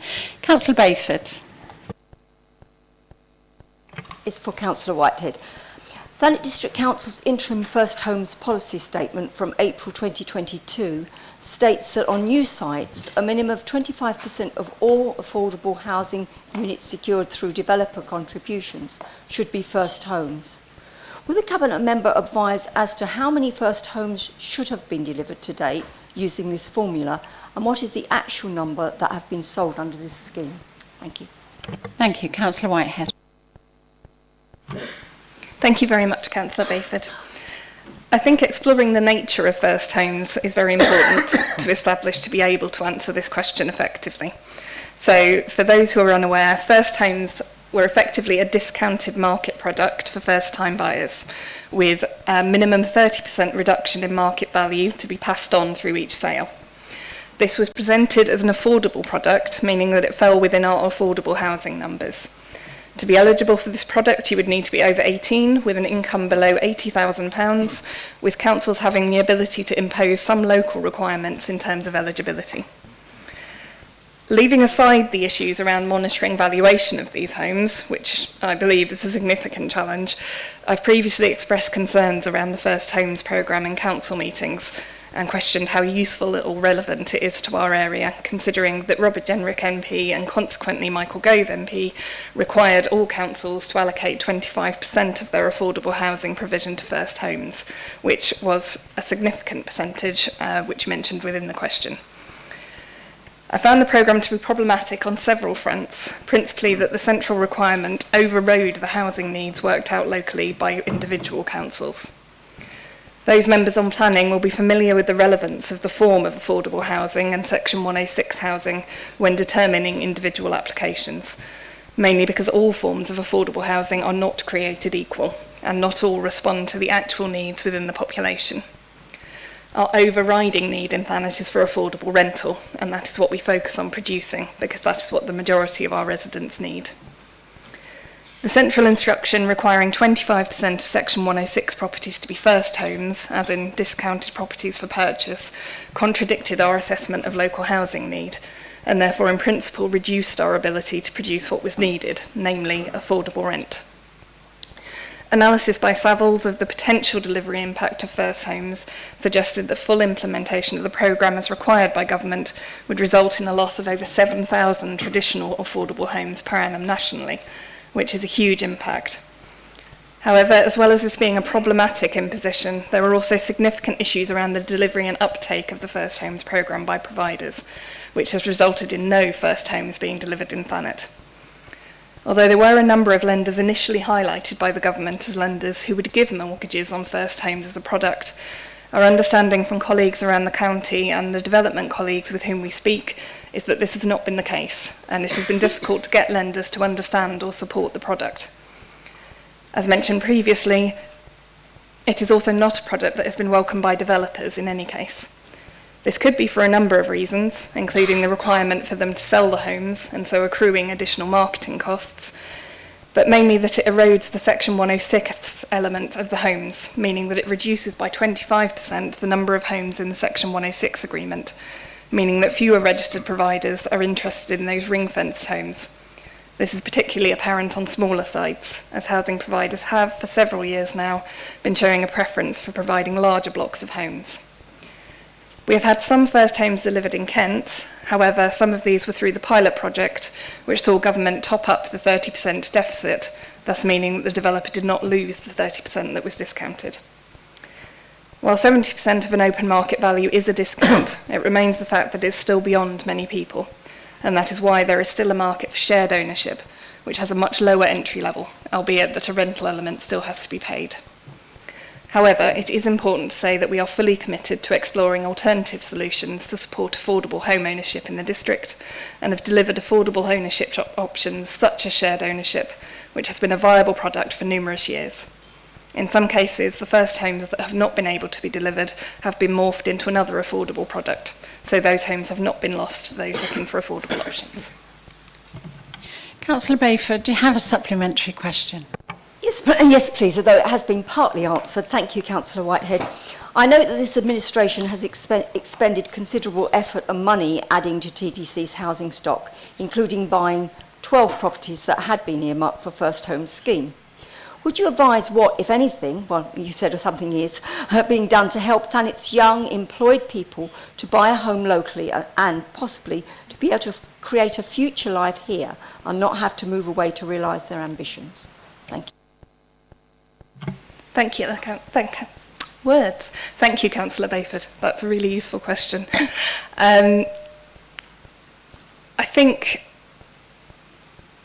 to go back to one of my initial points, our housing needs assessment for the area for a very, very long period have shown that the primary need here is for affordable rent, as we're all very aware of. However, it's important to ensure that people can put down roots in whichever way they choose to, or whichever way they're able to, which is why we do focus on delivering shared ownership, and it's why we look into other market products that can be provided. I think ensuring that housing as a whole is affordable is essential. There is a huge number of families here who will not be able to purchase directly and will be relying on affordable rental.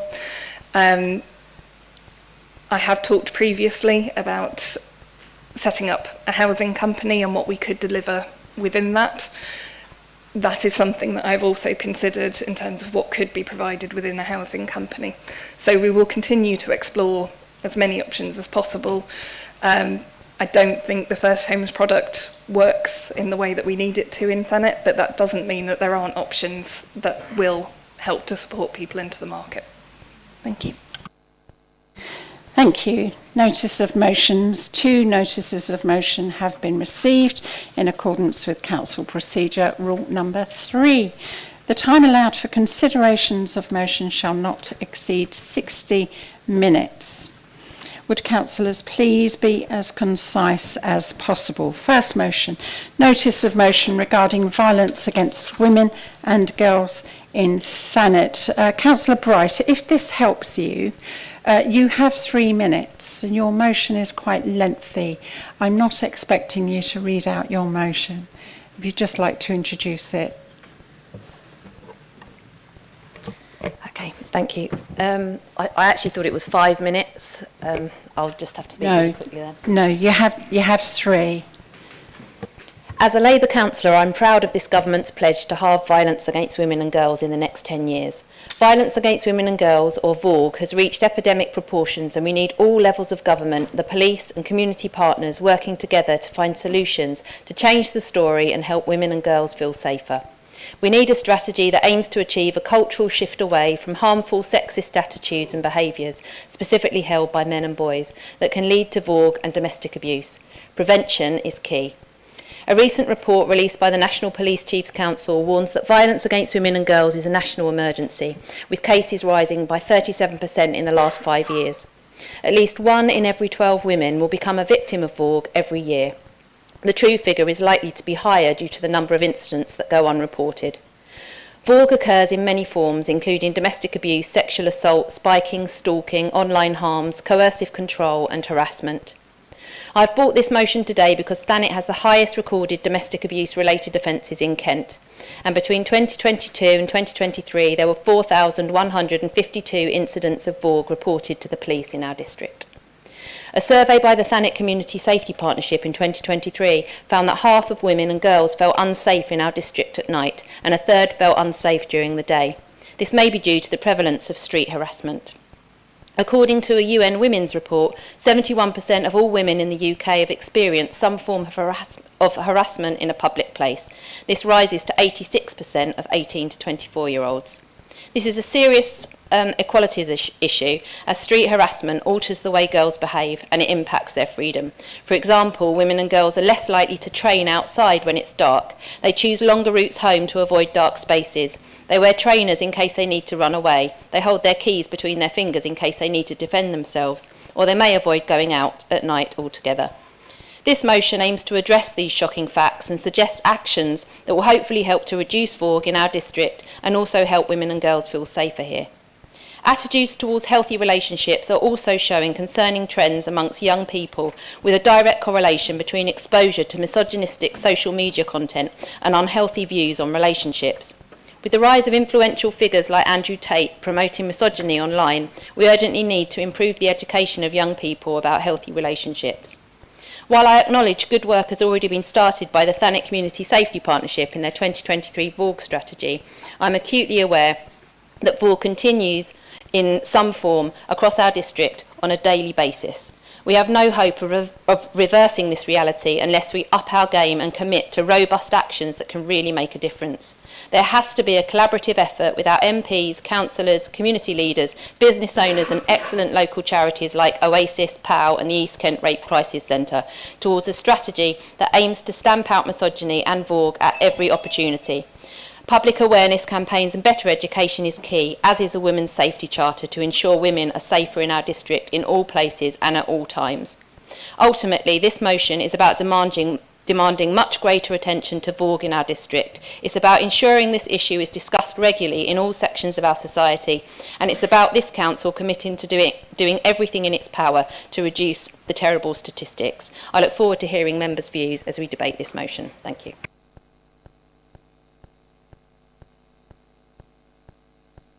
Thank you. Is there a seconder? Councillor Orban. The controlling political group is entitled to reply. However, due to this being a motion from the controlling political group, the leader has offered the response to the leader of the opposition, and I have agreed. Therefore, Councillor Pugh, over to you.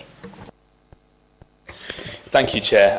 I thank Councillor Bright for bringing this motion forward to Council tonight.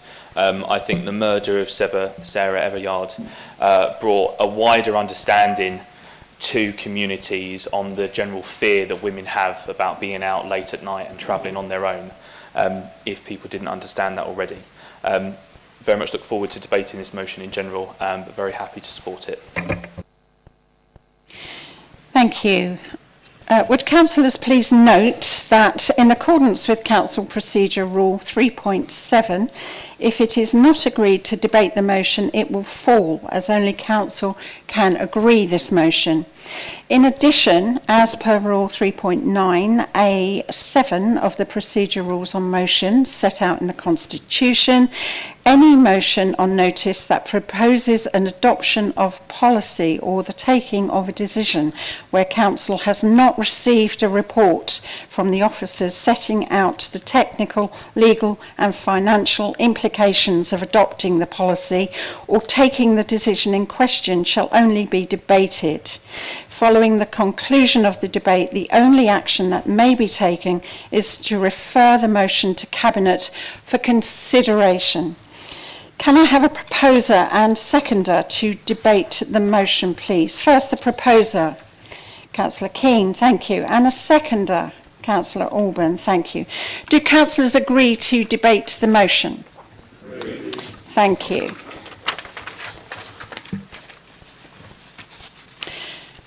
Who wants to start? Councillor Alban. Thank you, Chair, and thank you, Councillor Bright. I salute you. I really do, and I think this is such an important motion for this council to consider. I mean, I expect some of you thinking, well, what's this old sod got to say about this? Well, this old sod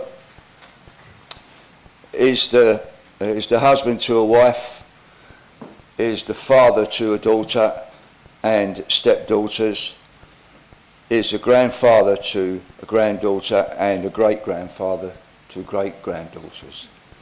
They are my life. They are what I love the most in this world. And for me, to protect them and to ensure to try and make them safe as possible is the most important thing. I don't want to say any more, Chair, because I just feel so vehemently about this. That I would do anything to protect my girls, and I think for all those of us who have children, young girls, daughters, whatever that they may be, I hope you feel the same as me, and that you fully support this motion. Thank you, Chair. Thank you, Councillor Green. Yes, thank you. I very much welcome this initiative. As a father or stepfather of 6 girls, I'm only too aware of the scale of this problem. One of them was raped at university. Another subject to an abusive and controlling relationship, ending in divorce, followed by stalking. A third was robbed of their phone at knife point. They have all experienced inappropriate, threatening behaviour by men at different points in their lives. It is significant that this level of male on female violence is not treated by our society with the urgency and resource that it demands. Any work to prevent this violence must engage men and boys, because it is frequently, but not exclusively, men who enact the violence. Harmful constructions of masculinity and related social norms and attitudes can encourage violent behaviour. We need to meet these forces promoting harmful social norms head-on, whether that is through social media, video games, or impersonal interaction through schools, youth clubs and sports associations. Thank you. Councillor Cabright. I realise I'm the third man to speak on this, and I think that's not great. I think I was actually just going to say more or less what Councillor Green said. I think I wanted to talk about influencers, because we're talking about today what the council can do to have an impact. And as Councillor Bright's motion mentions, we have got the rise of online misogyny. I read, and I'm sure most members read, the Isle of Thanet News article about Councillor Bright bringing this motion tonight, and I thought it was excellent. It was really well researched. It added a lot of content. I'm going to read some of the comments underneath. The first is, it's a tragedy that young men suffer far more from violence from women and girls. Surely we should focus on all violence. We get the ridiculous retort of women should be able to women should be safe to walk where they like at night. Like that's an unusual thing. Councillor Bright is just another male-hating feminist using any excuse to push her own agenda. That is why we need to be having this conversation tonight, right? I mean, the fact that on the Isle of Thanet News, the comments below an article about violence against women and girls is denying the fact that it exists. And I want to quickly touch on influencers, because it's really important. There are obviously powerful influencers, people like Andrew Tate on social media. Young kids do follow this. Our own daughter had an experience at school when she was in year 7 with boys in her year who were followers of Andrew Tate. Incredibly inappropriate stuff. But this council speaks to influencers all the time through its community safety partnership. The real influencers, as Councillor Bright has found out from the work with the Broadstairs Youth Forum, the real influencers in young people's lives and young men's lives, because it's young men and boys who need to learn. The real influencers are the football coaches, the rugby coaches, the cricket coaches, the art teachers. They are their influencers in life, far more so than some nebulous idiot out in Romania spouting bile. And actually, of course. And this is the world that we live in now. And I think we need to make sure that in real life, the influencers that we come into contact with as a council, because we work with these groups, we give them grants, we can provide them the material they need to identify the issues of any kind of violence, whether it's financial, whether it's physical, sexual, when they are speaking to community groups.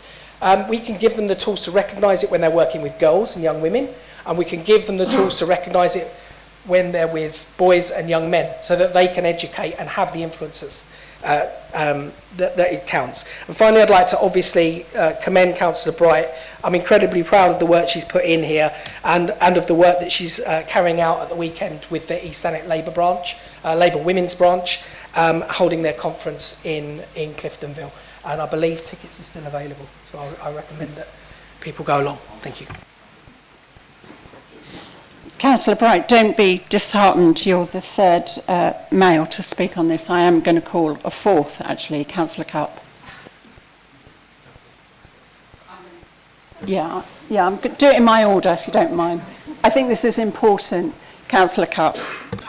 Thank you. And just on the point on the being the fourth male standing to speak on this, I actually think it's important that us males do speak on this and be very vocal on this, because we are too often put into the same realm as the Andrew Tates, and I think it's really important to be able to show that we aren't like that. Not all of us are like that, and we do want to see the best for the women and best for girls. And I'm still not used to the fact, even though my daughter will be a year in a week's time, but I am a dad to a young girl, and I want the best for her, and I want her to grow up in a world that's going to be able to protect her, that's going to give her the best in life. And hearing the experiences from young women that have gone through all different kinds of trauma throughout their childhood, I do not want that for my daughter. And any piece of legislation that can be brought in to try and ensure that her safety is at the forefront, that she is comfortable to bring any concerns forward that she has, I will back 100%. So I thank Councillor Bright for bringing this forward, and thank you, Chair. Thank you. Councillor Matterface. Thank you, Chair. Just to change the balance a little bit. I would like to highlight that one of the issues in this motion, notably spiking, is to be made by the government a separate criminal offence as opposed to being part of a broader category of offence against the person. Spiking, I had to research this. I had heard the word, but I didn't know exactly what it meant. It's putting drugs or alcohol into drinks, putting it into food, putting it into cigarettes or vapes, or needling without consent. I was discussing it with a friend, and she said, how could somebody needle you without knowing? The point is, if you've had a few drinks and somebody jabs you in the back, which is where it usually happens, or in the arm, you're not going to know until the next day. Research indicates a very small percentage of those who have been spiked report the offence. It's often felt, what's the point? No one's going to listen to me. They'll just blame me for getting a little bit tiddly and not being aware of what I was doing. Those who are reported, and it's 80% are not reported, it's often too late for any evidence to be obtained. The only time an evidence can be gathered is if that person is in such a state they are taken to hospital, where obviously blood and urine tests are taken. 80% of all reported cases in most areas are young women who have been spiked in clubs or bars or in house parties. A friend of mine, her granddaughter came home feeling very unwell, wasn't a drinker, and she just went to bed and was basically slept through the night. She had actually been spiked, but by the time her parents realized that something had happened to her, it was too late to report it to the police. Nationwide training is being organized to highlight this new criminal category of an offence. So I'm hoping Thanet, TDC, the licensing board here, will be working with Thanet Community Safety Partnership, with licensees of all premises, their staff, and the public to make them aware of this particular change. I know I've been in bars when people have put little caps on top of their glasses so that they can be aware if somebody's spiked. That's not actually going to make any difference because a needle popped in there. Whatever the drug is in your drink before you realise it. So I fully support this motion, and I hope that the rest of my colleagues here will also feel that it's something that we need to support, and that TDC will take on board all the recommendations that have been made in the report. Thank you. Wonderful timing. Thank you, Councillor Austin. Thank you, Chair. I and our group fully support this motion, and we'd like to thank Councillor Bright for bringing it forward. I wanted to pick up on what Councillor Green said, because if he hadn't said it, I was going to, which is that my one criticism, if it is a criticism, of... Councillor Austin, one moment, please. Councillor Green, could you turn your mic off, please? Thank you. My one slight niggle with the phrasing of the motion is this terminology about violence against women and girls. It doesn't say who's doing the violence. It's like, car accidents. It doesn't say that there are drivers out there who are drunk and etc. And it's quite important that we focus on those who are doing the violence and trying to bring our young men up in ways that give them positive role models. I'd also like to say on that basis, we've talked a lot about protecting girls and women, and obviously that's extremely important as we're out there on the streets, but it does have a tendency to make it feel like we're the sort of ones who need looking after and protecting and cosseting and all of that and something special, whereas in actual fact we've got a splendid array of extremely strong women in this chamber and out there in Thanet who are perfectly capable of standing up for themselves, but who recognise that they might be physically weaker than a young man out there on the street if they were attacked. So I think it's very important that we try to look at the roles of different people in this area, the roles of different genders, and also most particularly role models. And if I can get a quick push in for my favourite topic at the moment, this is why we need youth centres, this is why we need to support the Pie Factory, etc., because those youth workers are providing excellent role models, but also space to talk to both the young men and the young women who are experiencing this. So thoroughly support this motion. Thank you very much for bringing it. Thank you. Councillor Pope. Thanks, Chair. And I want to say thank you to Councillor Wright for bringing this forward, as well as to all the male councillors who have spoken. As Councillor Cupp said, this is not something that women can fix by themselves. It will take everybody working together, supporting not only those that we are related to, as we all already do, but all women and girls. It's wonderful to be a woman, but it can also be extremely frightening. When women are held back by violence and fear, all of society loses out. I want to thank Councillor Wright again for bringing this motion forwards. Thank you. Councillor Keane. Thank you, Chair. I really welcome this motion, and I think it's great that it's been brought and focused our attention on this.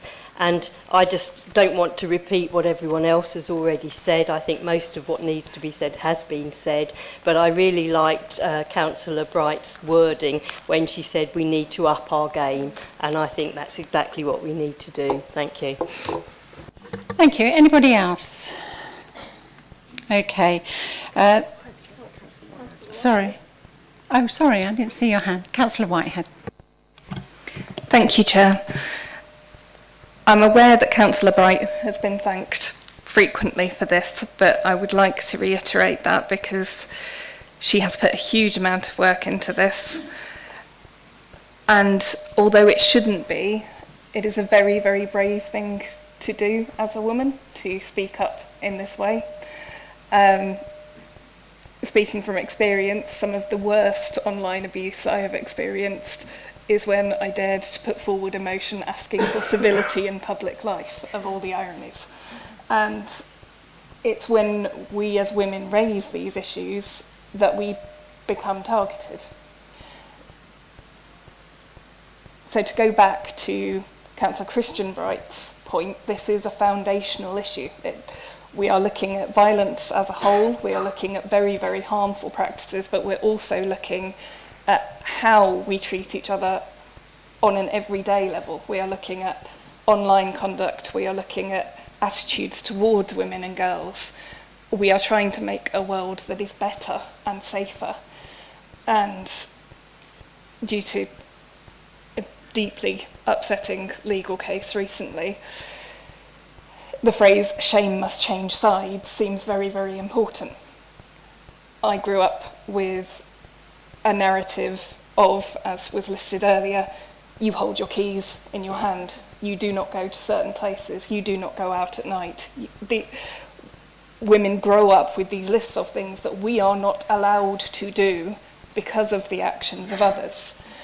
And there is a huge power in reclaiming those actions. I refuse to be limited by the actions of others. However,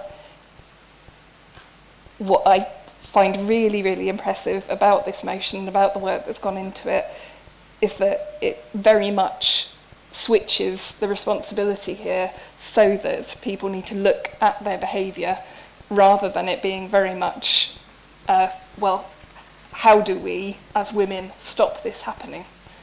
The reality is, as evidenced by the number of men who have spoken here tonight, that this is something that we do united as a community, regardless of sex or gender. And it's been amazing listening to the contributions tonight. So, thank you. Thank you. Are we all done? Anybody else? This motion will now be forwarded to Cabinet for consideration. Thank you.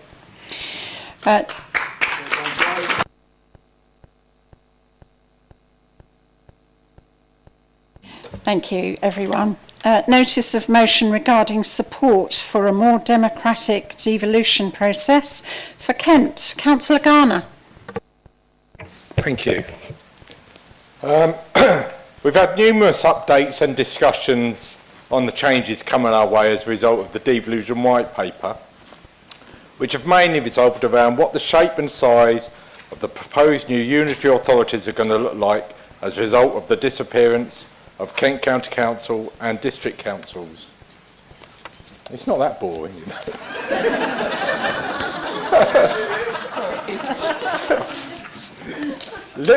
Little time has been given over to discuss the impact on the democratic process that a mayor for Kent will have. This motion, which calls for a more democratic devolution process across the county, is that opportunity. We believe that the current devolution process does not focus enough on prioritising democratic governance and accountability to ensure that decisions are made in the best interests of all Kent residents. Recent opinion polls show that the majority of people are unlikely to vote for either the Labour or Conservative Party, and we need to encourage participation and believe that the introduction of high-cost deposits and the high costs proposed for inclusion in election literature are likely to stifle this. We also believe that disproportionately high spending limits, with an allowance of $150,000 for areas as populous as Kent, create a significant barrier to genuine democratic participation. But most significantly, we believe that the devolution process is missing a major opportunity to implement a fairer voter system for mayoral elections. As we all know, until 2023, mayoral elections in England were conducted under the supplementary vote system, which provided a much fairer voting system than first past the post. It was a retrograde step for the previous government to remove it, and this process provides an ideal opportunity for this government to reintroduce it, especially when, as I understand it, a fairer voting system is Labour Party policy. And while they're at it, they could take the opportunity to introduce something which isn't covered by this motion, but is also Labour Party policy, and lower the voting age for these new elections to 16. So to sum up what we're calling for, this council calls on the leader, through interaction with Kent County Council, the Ministry of Housing, Communities and Local Government and other relevant stakeholders, to call for the cost of standing for election to be lowered by reducing deposit requirements significantly and exploring alternative mechanisms such as requiring signatures from electors as a fairer means of discouraging frivolous candidacies. Advocate for a reduction of spending limits in mayoral elections to ensure fairer competition between candidates. Nearly there. Lobby for the reintroduction of a fairer voter system, such as supplementary vote for mayoral elections in England, and call for the addition of a democratically elected assembly as part of the devolution process in Kent to provide oversight and scrutiny of mayoral decisions. Thank you.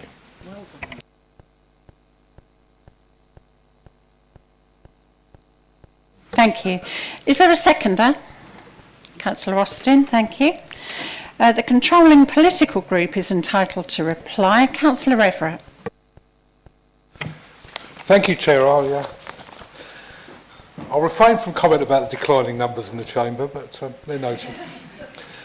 I think Councillor Garner's motion has been overtaken by events, to be honest, as there's no confirmed date for a mayoral election for Kent. Understandably, he wants to redraft the terms of a future election to be more favourable to the Green Party, which may be unlikely to win such an election, but would no doubt be keen to contest it.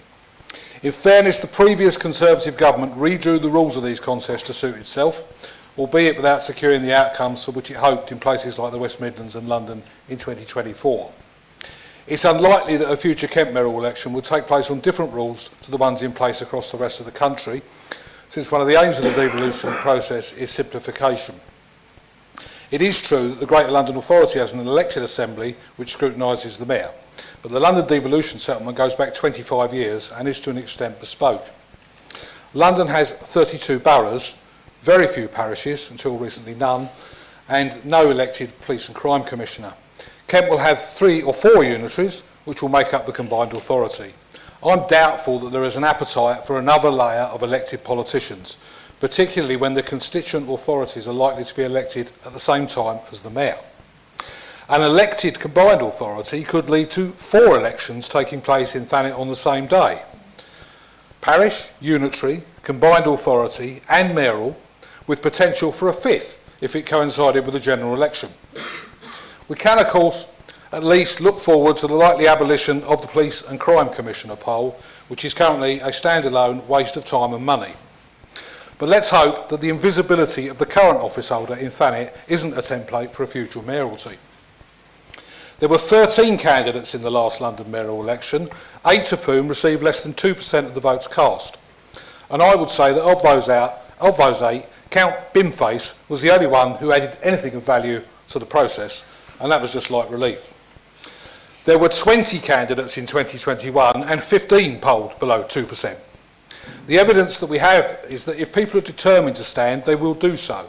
And I do not think enabling more candidates with no significant political support is helpful to the democratic process. In terms of spending limits, his figure of 150,000 amounts to roughly 10 pence for each elector in the county of Kent. I don't think that's unreasonable or excessive, particularly when candidates can hardly knock on every door themselves.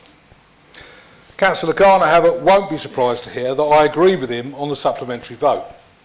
Whatever you think of first past the post, these elections of individuals to executive positions are not something for which there's historic precedent in England prior to the advent of the mayoral system, and I don't think people should be elected to them on the basis of a split opposition vote. While these may be interesting matters of themselves, there's nothing that we can usefully say or do tonight that is likely to influence the arrangements of a hypothetical future election. And given the amount of business on the agenda, I suggest we move on, Chair. Thank you. Would councillors please note that in accordance with the Council Procedure Rule 3.7, if it's not agreed to debate the motion, it will fall, as only council can agree this motion. Can I have a proposer and seconder to debate the motion, please? Proposed Councillor Garner and seconded Councillor Austin. Thank you. Do councillors agree to debate the motion? Okay, we're unclear. So if you agree to debate the motion, please show your hands now.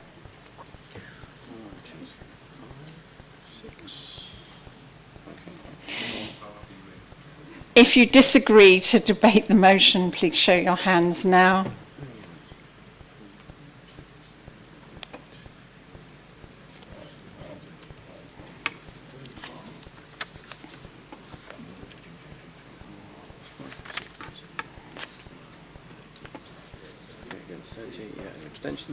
Any abstentions, please? The motion is lost. As council does not wish to debate the motion, I'm afraid it falls.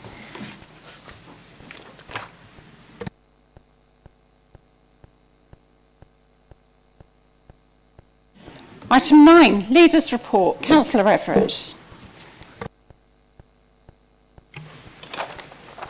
I assume Councillor Rogers is coming back. I mean, I'm not sure how many more people could conceivably leave. And I sympathise with her in needing a break. I sympathise with her. As the whole council will be aware, the government published its white paper on devolution on December the 16th. Kent County Council and Medway responded to the invitation to join the priority programme for devolution in January, and earlier this month their request was turned down. Despite that, this council, along with the other 13 principal councils in Kent, was invited to submit indicative proposals for local government reorganisation by March the 21st, with a deadline of November 28th for final detailed proposals. It is likely that this council will be replaced by a unitary authority in 2028, with shadow elections to that body in 2027. These timelines are challenging, and the period since the white paper was published has been a busy one, as collectively and individually we continue to explore what the future looks like. Ultimately, the council leaders are not the decision makers, that is the government. But what we put forward in March and November will help shape the future governance of Kent for generations to come. The legal advice is that in governance terms, Thanet's input is a matter for Cabinet. However, it must be right that the discussion goes wider than that, even within the timescale allowed, which is why we intend to hold an extraordinary council on March the 20th, so that all councillors will have an opportunity to give their views. 5 councils in East Kent have worked together for many years. but there is a risk that we end up being pushed into one unitary authority in the name of financial sustainability without a proper focus on the risk to local identity and representation, just because it suits Whitehall and West Kent. The larger the new council is, the more the role of councillor will move towards a full-time one, with corresponding impacts on who is able to put themselves forward. I support reorganisation, but in my view we should think carefully before creating a new council which is more than 3 times the population of some London boroughs and many times bigger geographically. Neither will we solve the problem of paying for local government services simply by creating larger and larger structures. That is the opposite of devolution. There remain many unanswered questions and a great deal of work will need to be done over the months and years ahead. But in the meantime, this council is in good shape. Later on this agenda, councillors are asked to endorse a further extension to Colin Carmichael's term as Chief Executive. Last week, we heard that Thanet had been shortlisted by the Local Government Chronicle for its 2025 award of Most Improved Council.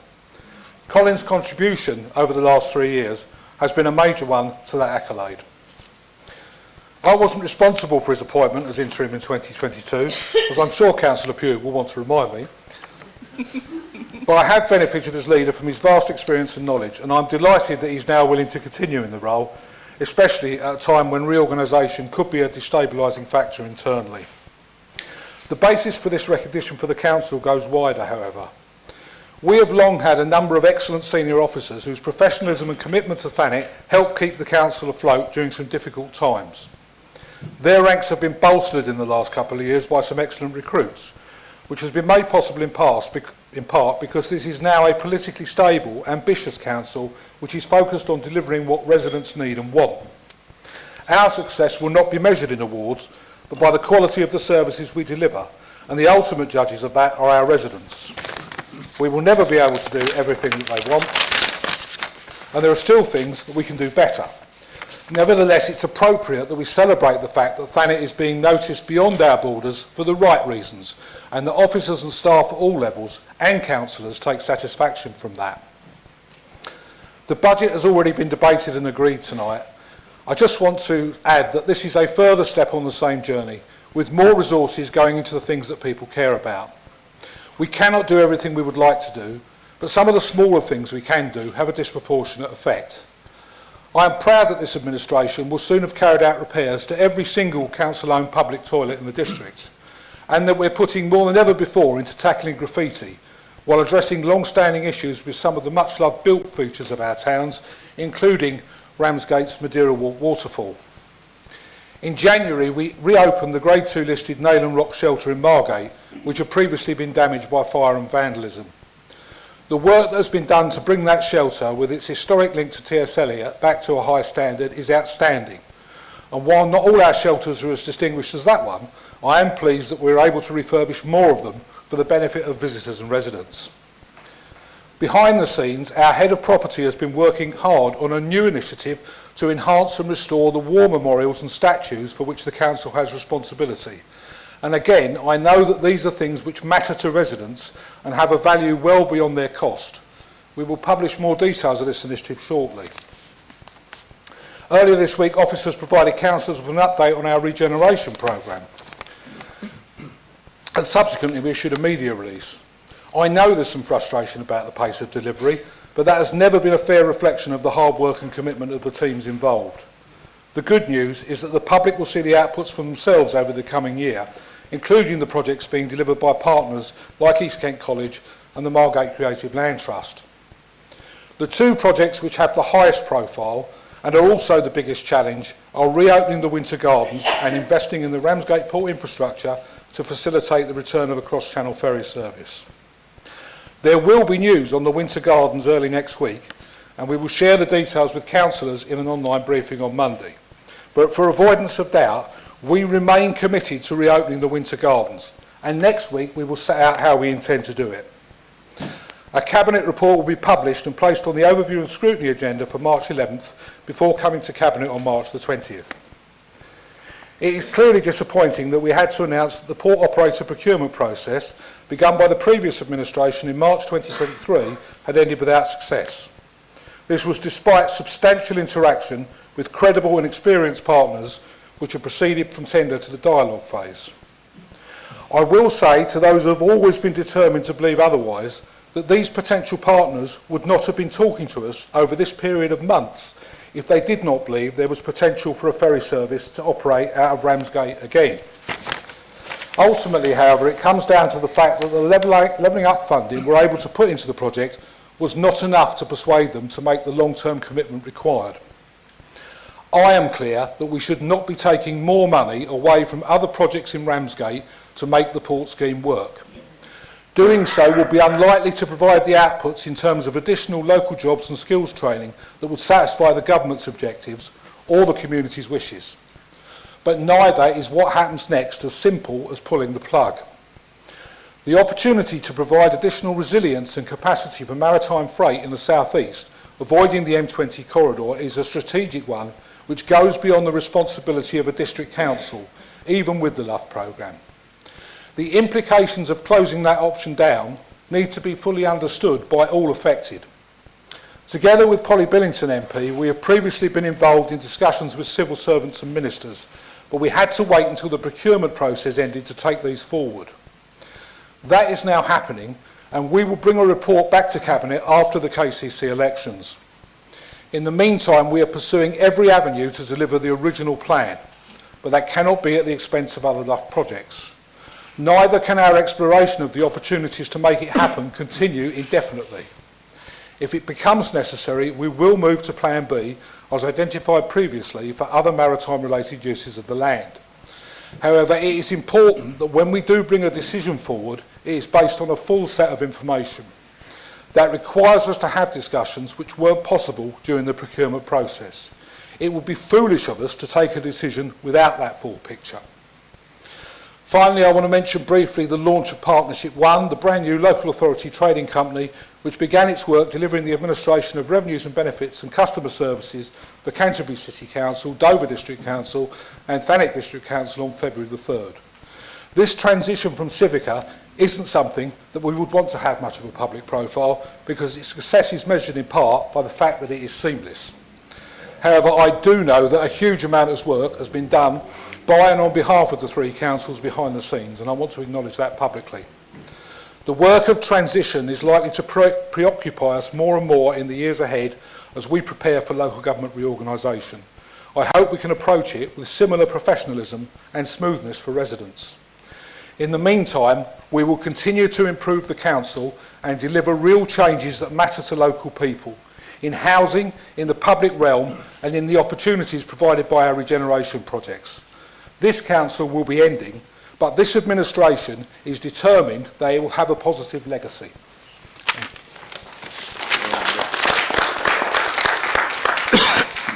Thank you. Councillor Pugh, would you have any comments or would like to ask any questions in relation to the Leader's report? I do, Chair. Although it may excite a lot of the Labour group, I'm not getting up to leave. I am getting up to respond to the Leader's report. I thank the Leader for sight of the key bullet points or themes of his report and this new way that we're doing this. I do have a few things to say and a few questions.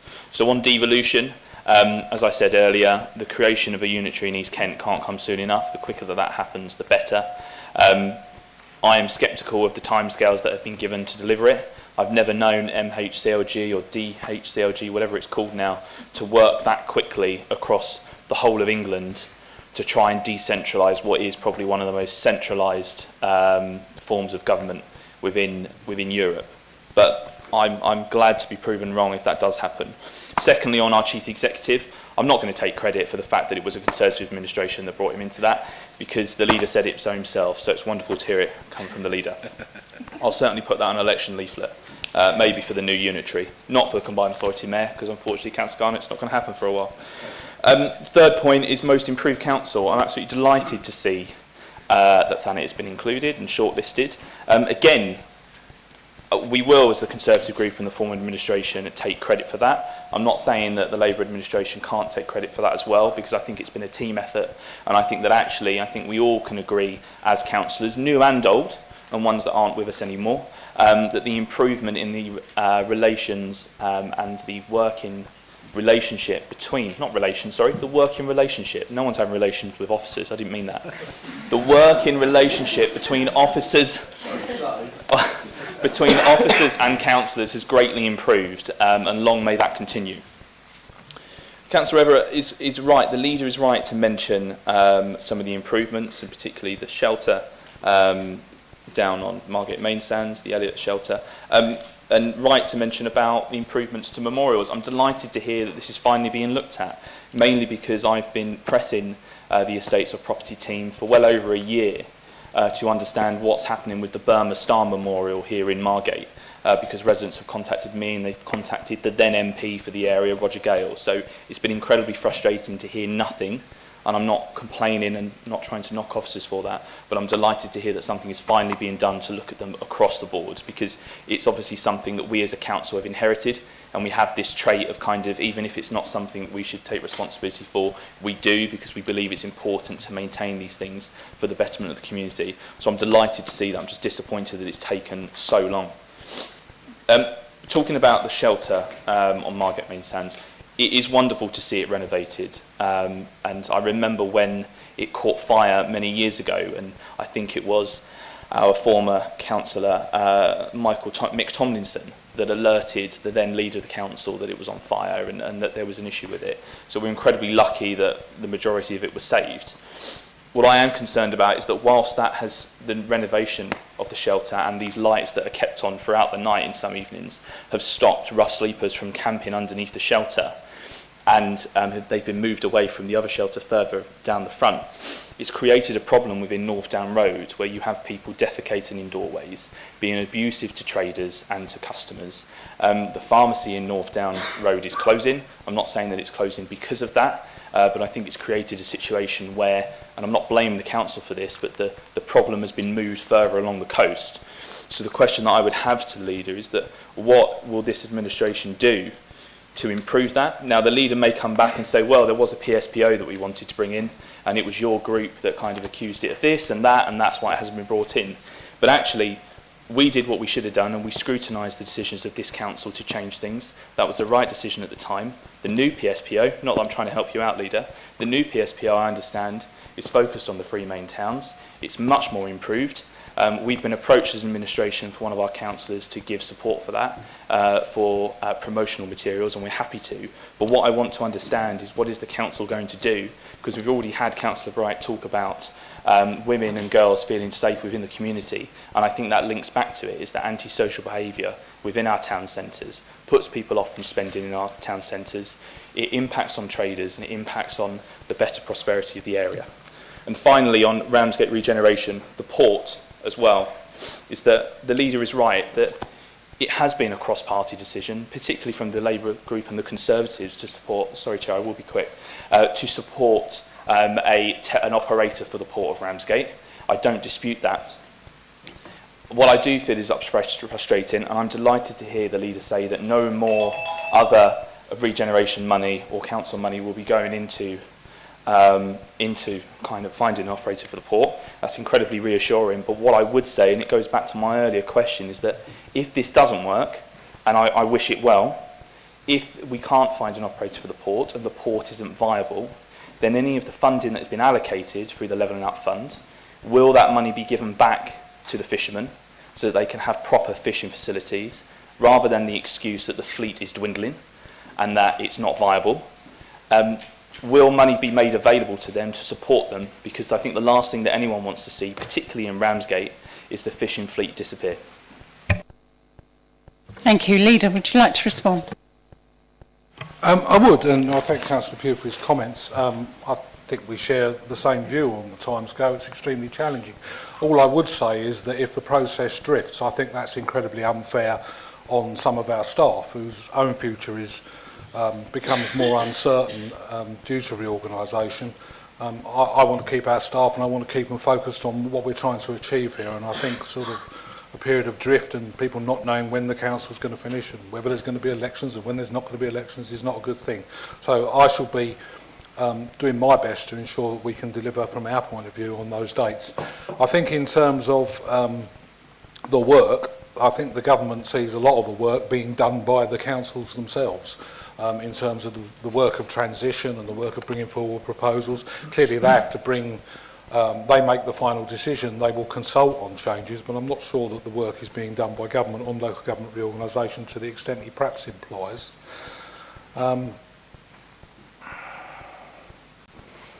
In terms of the war memorials, the issue was that there was no up-to-date survey of the war memorials and statues in Thanet. Now, I don't know why the previous administration didn't produce one. We did produce one, and we've determined what the priority for carrying out repairs is, and even better, we found a way to pay for it. And I give the officers due credit for that, because it's their hard work which has resulted in that. But that will come forward, and you can comment on it when you see it. I mean, I respect that. I think it's a worthy effort to segue from the T.S. Eliot shelter to antisocial behaviour in North Down Road, even though that is a serious issue. I understand that there have been meetings between officers and the police very recently about this issue. There is a serious issue there, I don't deny that, and the council will do what it can. In terms of the PSPO, I don't think our PSPO was notably deficient in ways different from those in front of other councils. I think we were targeted because we were introducing a new one, and I think that we've identified one or two flaws in it. The pity is that that means that there's less protection for residents and less powers of enforcement while it's not here. We will be bringing back some information on the PSPO, I believe, to the March Cabinet meeting, so that's good news. We are slightly obstructed by the KCC election, but that is all proceeding, and I welcome the contributions that have been made by councillors from different parties towards evidencing it. In terms of the LUF funding, there is 100,000 allocated to the fishermen. There's a lot of talk as if the money was taken away from the fishermen in order to give to the port. The fact is that the fishing project didn't stack up, and they couldn't produce evidence that they could provide the outputs which the government requires. We can't just give money to the fishermen. However, what we have said, there's 100,000 on the table, and if there is money left at the end of the process, which, as he says, might arise from what happens in the port, then we will look at adding to that. But it has to be justified, and we have to be able to show government what the outputs are, and that's been the problem all along. Thank you. Councillor Garner, would you like to comment on or ask questions in relation to the Leader's report? Yes, please. Thank you very much. Yeah, no, thanks to the... There's another one.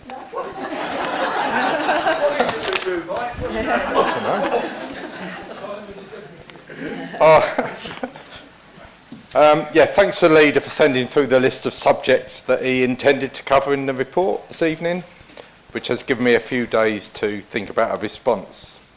I'm going to start with the port.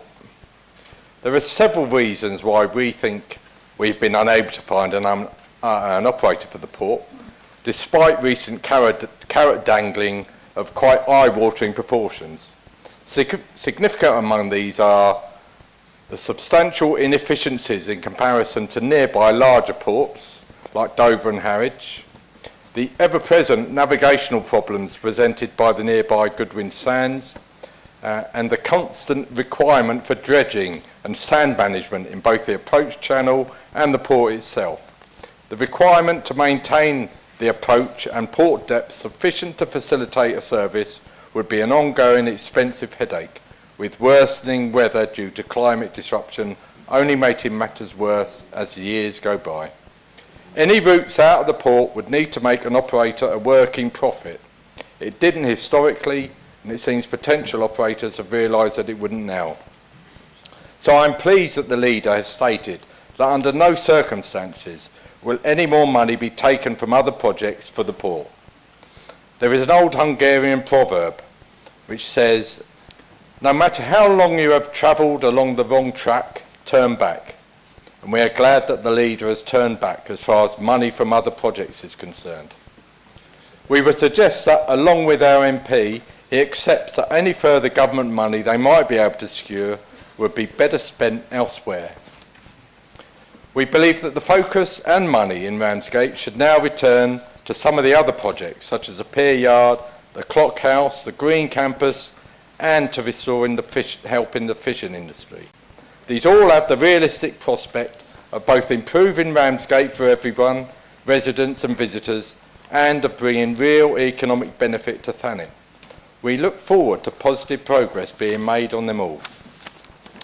Regarding devolution, You have been keeping us all updated on the status of discussions among KCC and district leaders, for which we are grateful. While this massive change to local democracy could result in positive changes to our area and across Kent, we are concerned that this is being rushed without serious consideration to the potentially chaotic consequences. We're also concerned that this rush to get things agreed in principle before the end of March will mean that any public consultation will be meaningless. I agree with you that any proposal that results in an East Kent authority made up of 700,000 or more residents would be very difficult for us as a council to support, and we believe that Kent should be split into a minimum of 4 unitary authorities. Surely it would be better to spend more time to get it right, rather than rushing it through and making it so much worse. Yeah.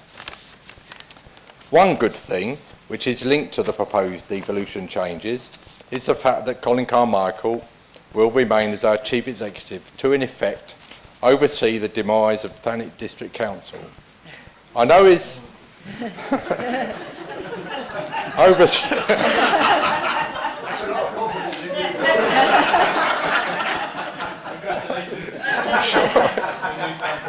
Well, I'm sure it will be an extremely successful demise. I know his appointment a few years ago was only meant to be for a year or two to help us through the changes we had to make to become a normal council again, and we're grateful to him and his family that he's agreed to stay on. It's good news that we've been shortlisted for a Most Improved Council Award, and as the leader states, much of the credit for this must go to him and his hard-working team of officers.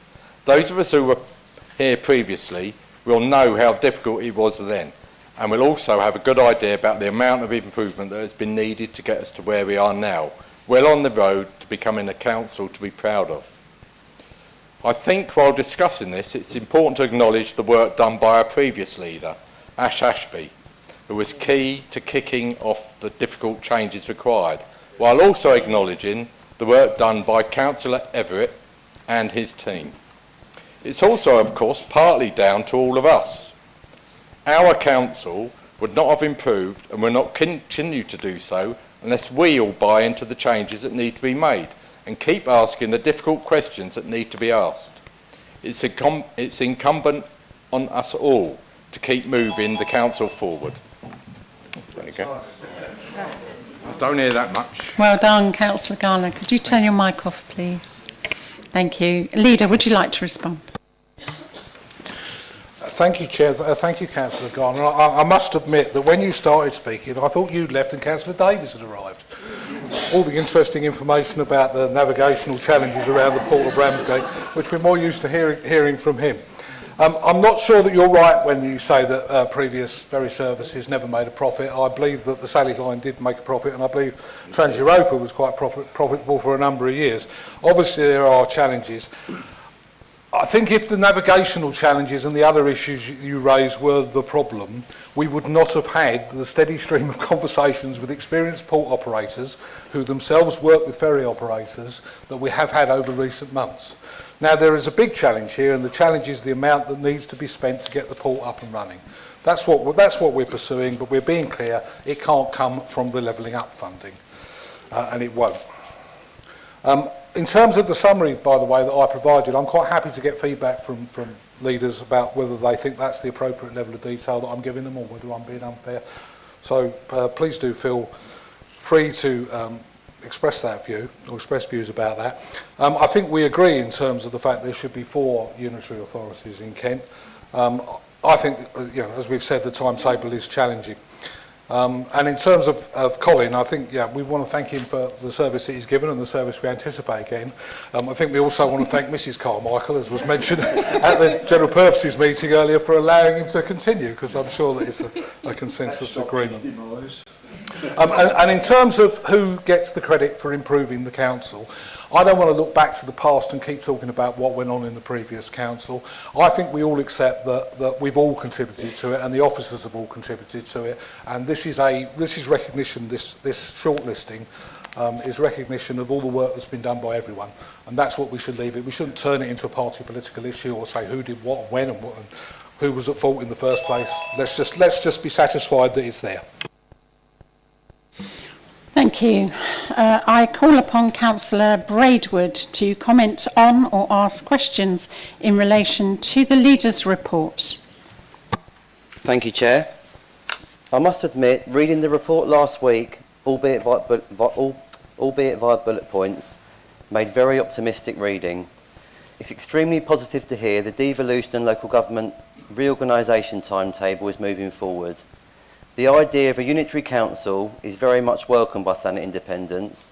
You'll have to take my word for that, Chair, because I'm the only one here from them at the moment. Due to the new structure, potentially giving more power to local government, such as transport and local infrastructure, skills and employment, and more importantly, housing and strategic planning. Like any major change, consultation is key, and I look forward to a formal consultation being readied for the public within the next few months. Another positive with a proposed unitary council will of course mean local elections. So this is a formal reminder for some members in this council it's time to come out of hibernation.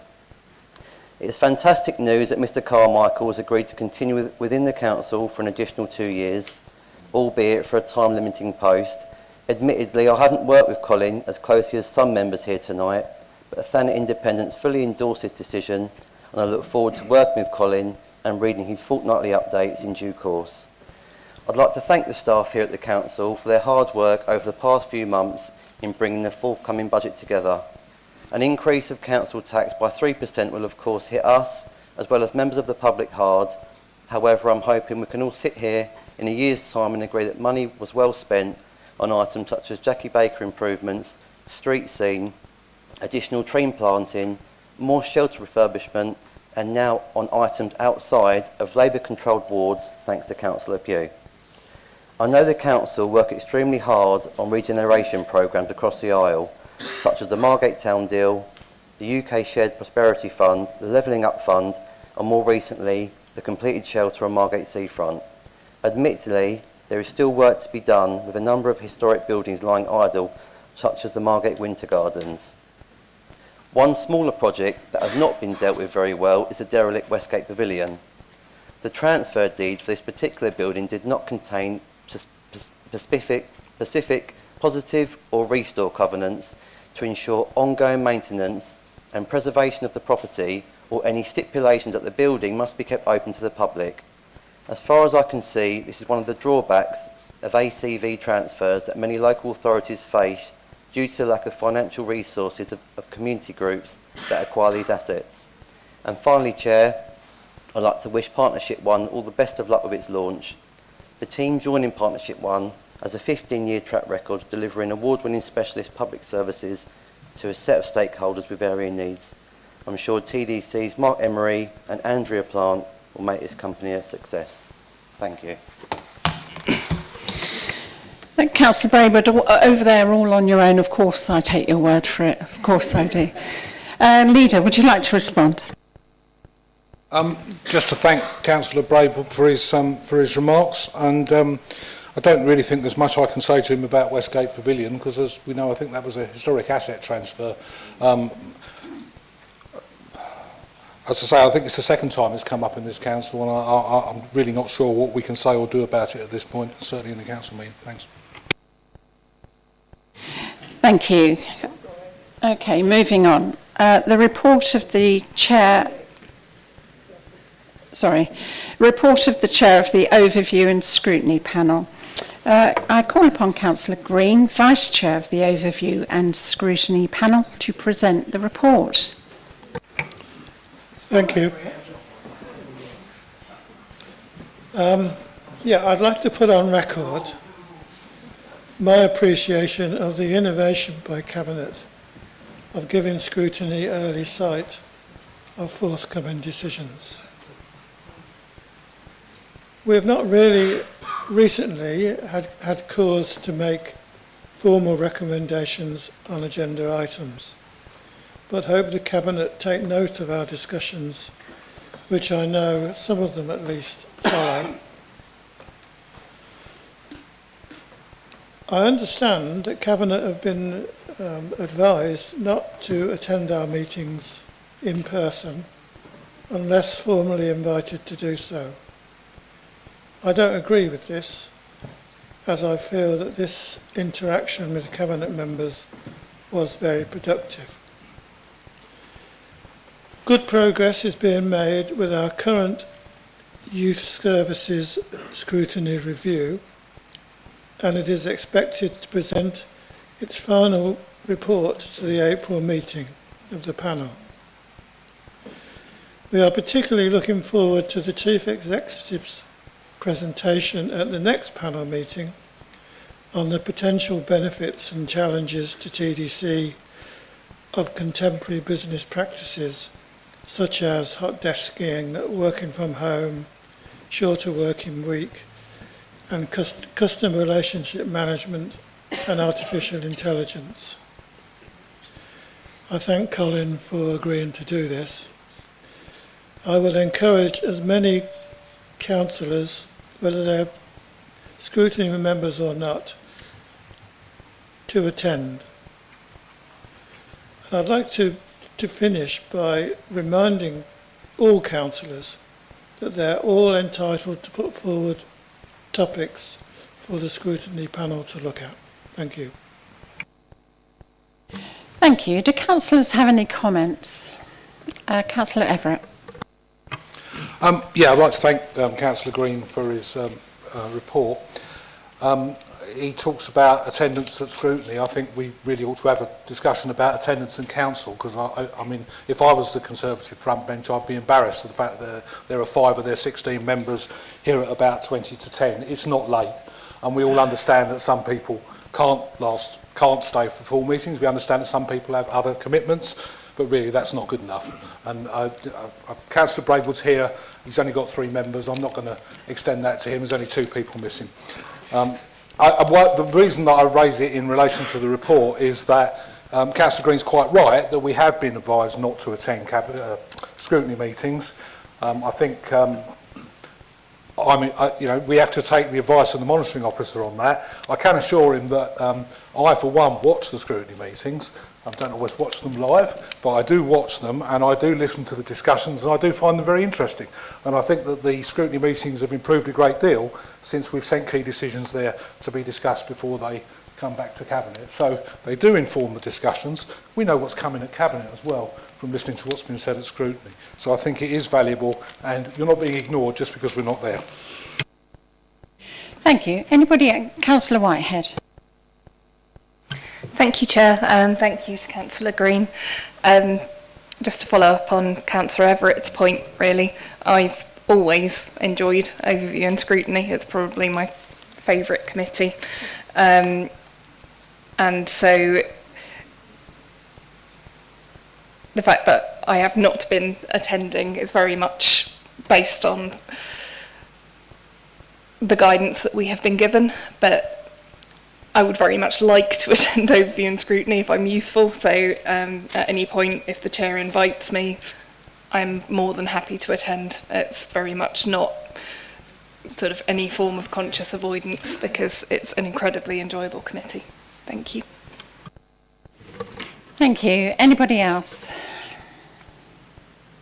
Okay, let's move on. Treasury Management Strategy Statement, Minimum Revenue Provision Policy Statement and Annual Investment Strategy for 2025-26. Councillor Yates, over to you. Thank you, Chair.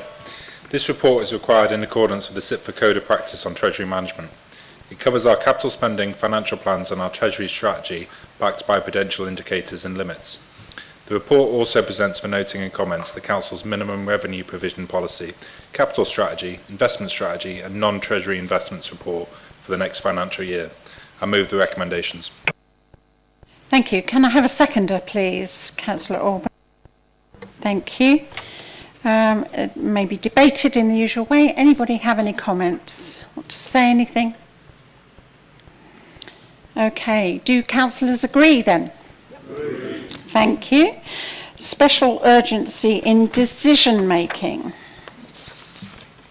I move that the recommendation set out in the report be adopted. Would the Vice Chair please second? Seconded. Any comments from anybody? Thank you. Do councillors agree? Thank you very much. Contract procedure rules.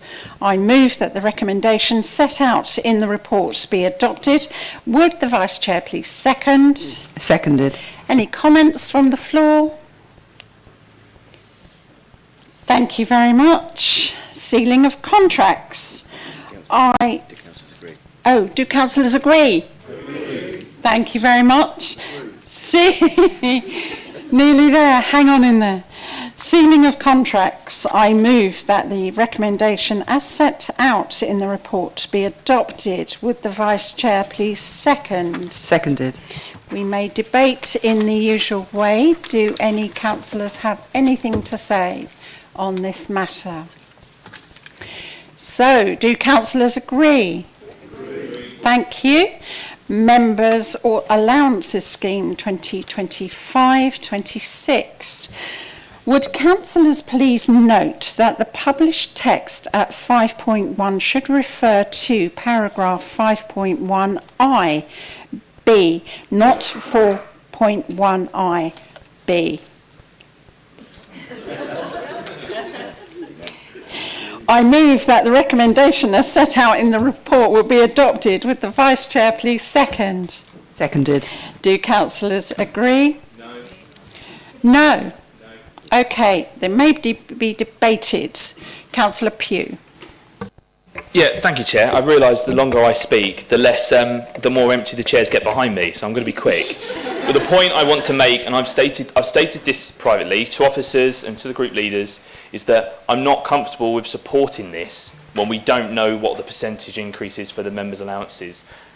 It was an idea that was first put to the previous Conservative administration to kind of peg the increase to staff pay at the council, which I completely support, but I find it illogical that we're expected to nod this through or agree to it when we don't know what the number is. We could wait until we do know, until it has been agreed with staff, and then it can then be backdated, because as the report says, this doesn't need to go to the review panel in the normal way that it has done previously. So I think it's really quite pointless. It's a long enough meeting. The leader's already pointed out that there's no one else behind me at this point. So, you know, we could have saved us all a lot of time, and we could have brought this to full council in 2 or 3 months' time. So I won't be supporting it. Okay, anybody else have anything to say? Councillor Everett. Yeah, I've discussed this with Councillor Pugh prior outside the meeting, and the fact is that we agreed the principle, and I think the principle should apply rather than we keep debating this subject over and over again. The principle doesn't depend on what the percentage increase is. The reason it's brought to this council meeting is because it has to come to council by a certain date for consideration, and it comes as part of the budget process. So there's nothing out of the ordinary here. I think we all know that the rate of inflation has come down considerably from a couple of years ago. We're not expecting to have a 10% increase for the staff, even though I'm sure they would like it. It's going to be considerably less than that, and therefore I think it's perfectly reasonable that we dispose of it now rather than bring it back to another council meeting and go through the process. Thank you. Any other comments from councillors? So I have to ask the question again. Do councillors agree? Agree. Thank you. Proposed changes to the terms and conditions of the interim chief executive. Now, it's at this point that I have to ask the chief executive to leave the room. We're actually asking this one to go. So, Colin, would you mind take yourself off to a place of safety?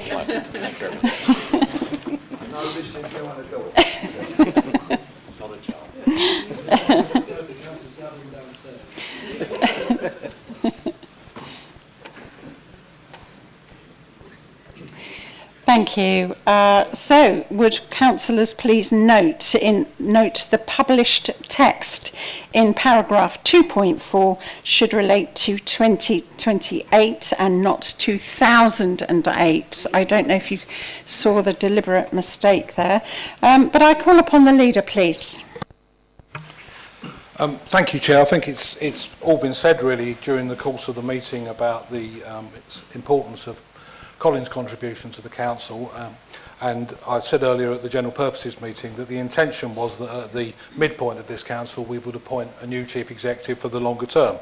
As there isn't a longer term, we don't need to do that, but I think we're incredibly lucky that Colin has enjoyed his experience at Thanet so much that he's prepared to extend it. The intention was to extend it for 2 years, but it was pointed out to us that that would actually make him permanent anyway, because that's how the law works. So Colin becomes a permanent member, a permanent chief executive. I think that's appropriate. I think we don't need to call him interim. He clearly hasn't been interim for some time. And I'm really pleased that he's agreed to carry on. I did consult with Councillor Pugh and with Councillor Garner and with the Cabinet, and I think quite a few other people in this process. I didn't get a word of dissent. Everybody was very pleased that Colin was willing to continue. I think that's the important thing. And I move the recommendations in the report. Thank you. Can I have a seconder, please? Over there, Councillor Pugh. Thank you. This item can be debated. Does anybody have any comments they'd like to? No? All happy? Do members agree? Thank you. That concludes the business for this meeting. You've been superbly collaborative and respectful. Do have a safe journey and good night.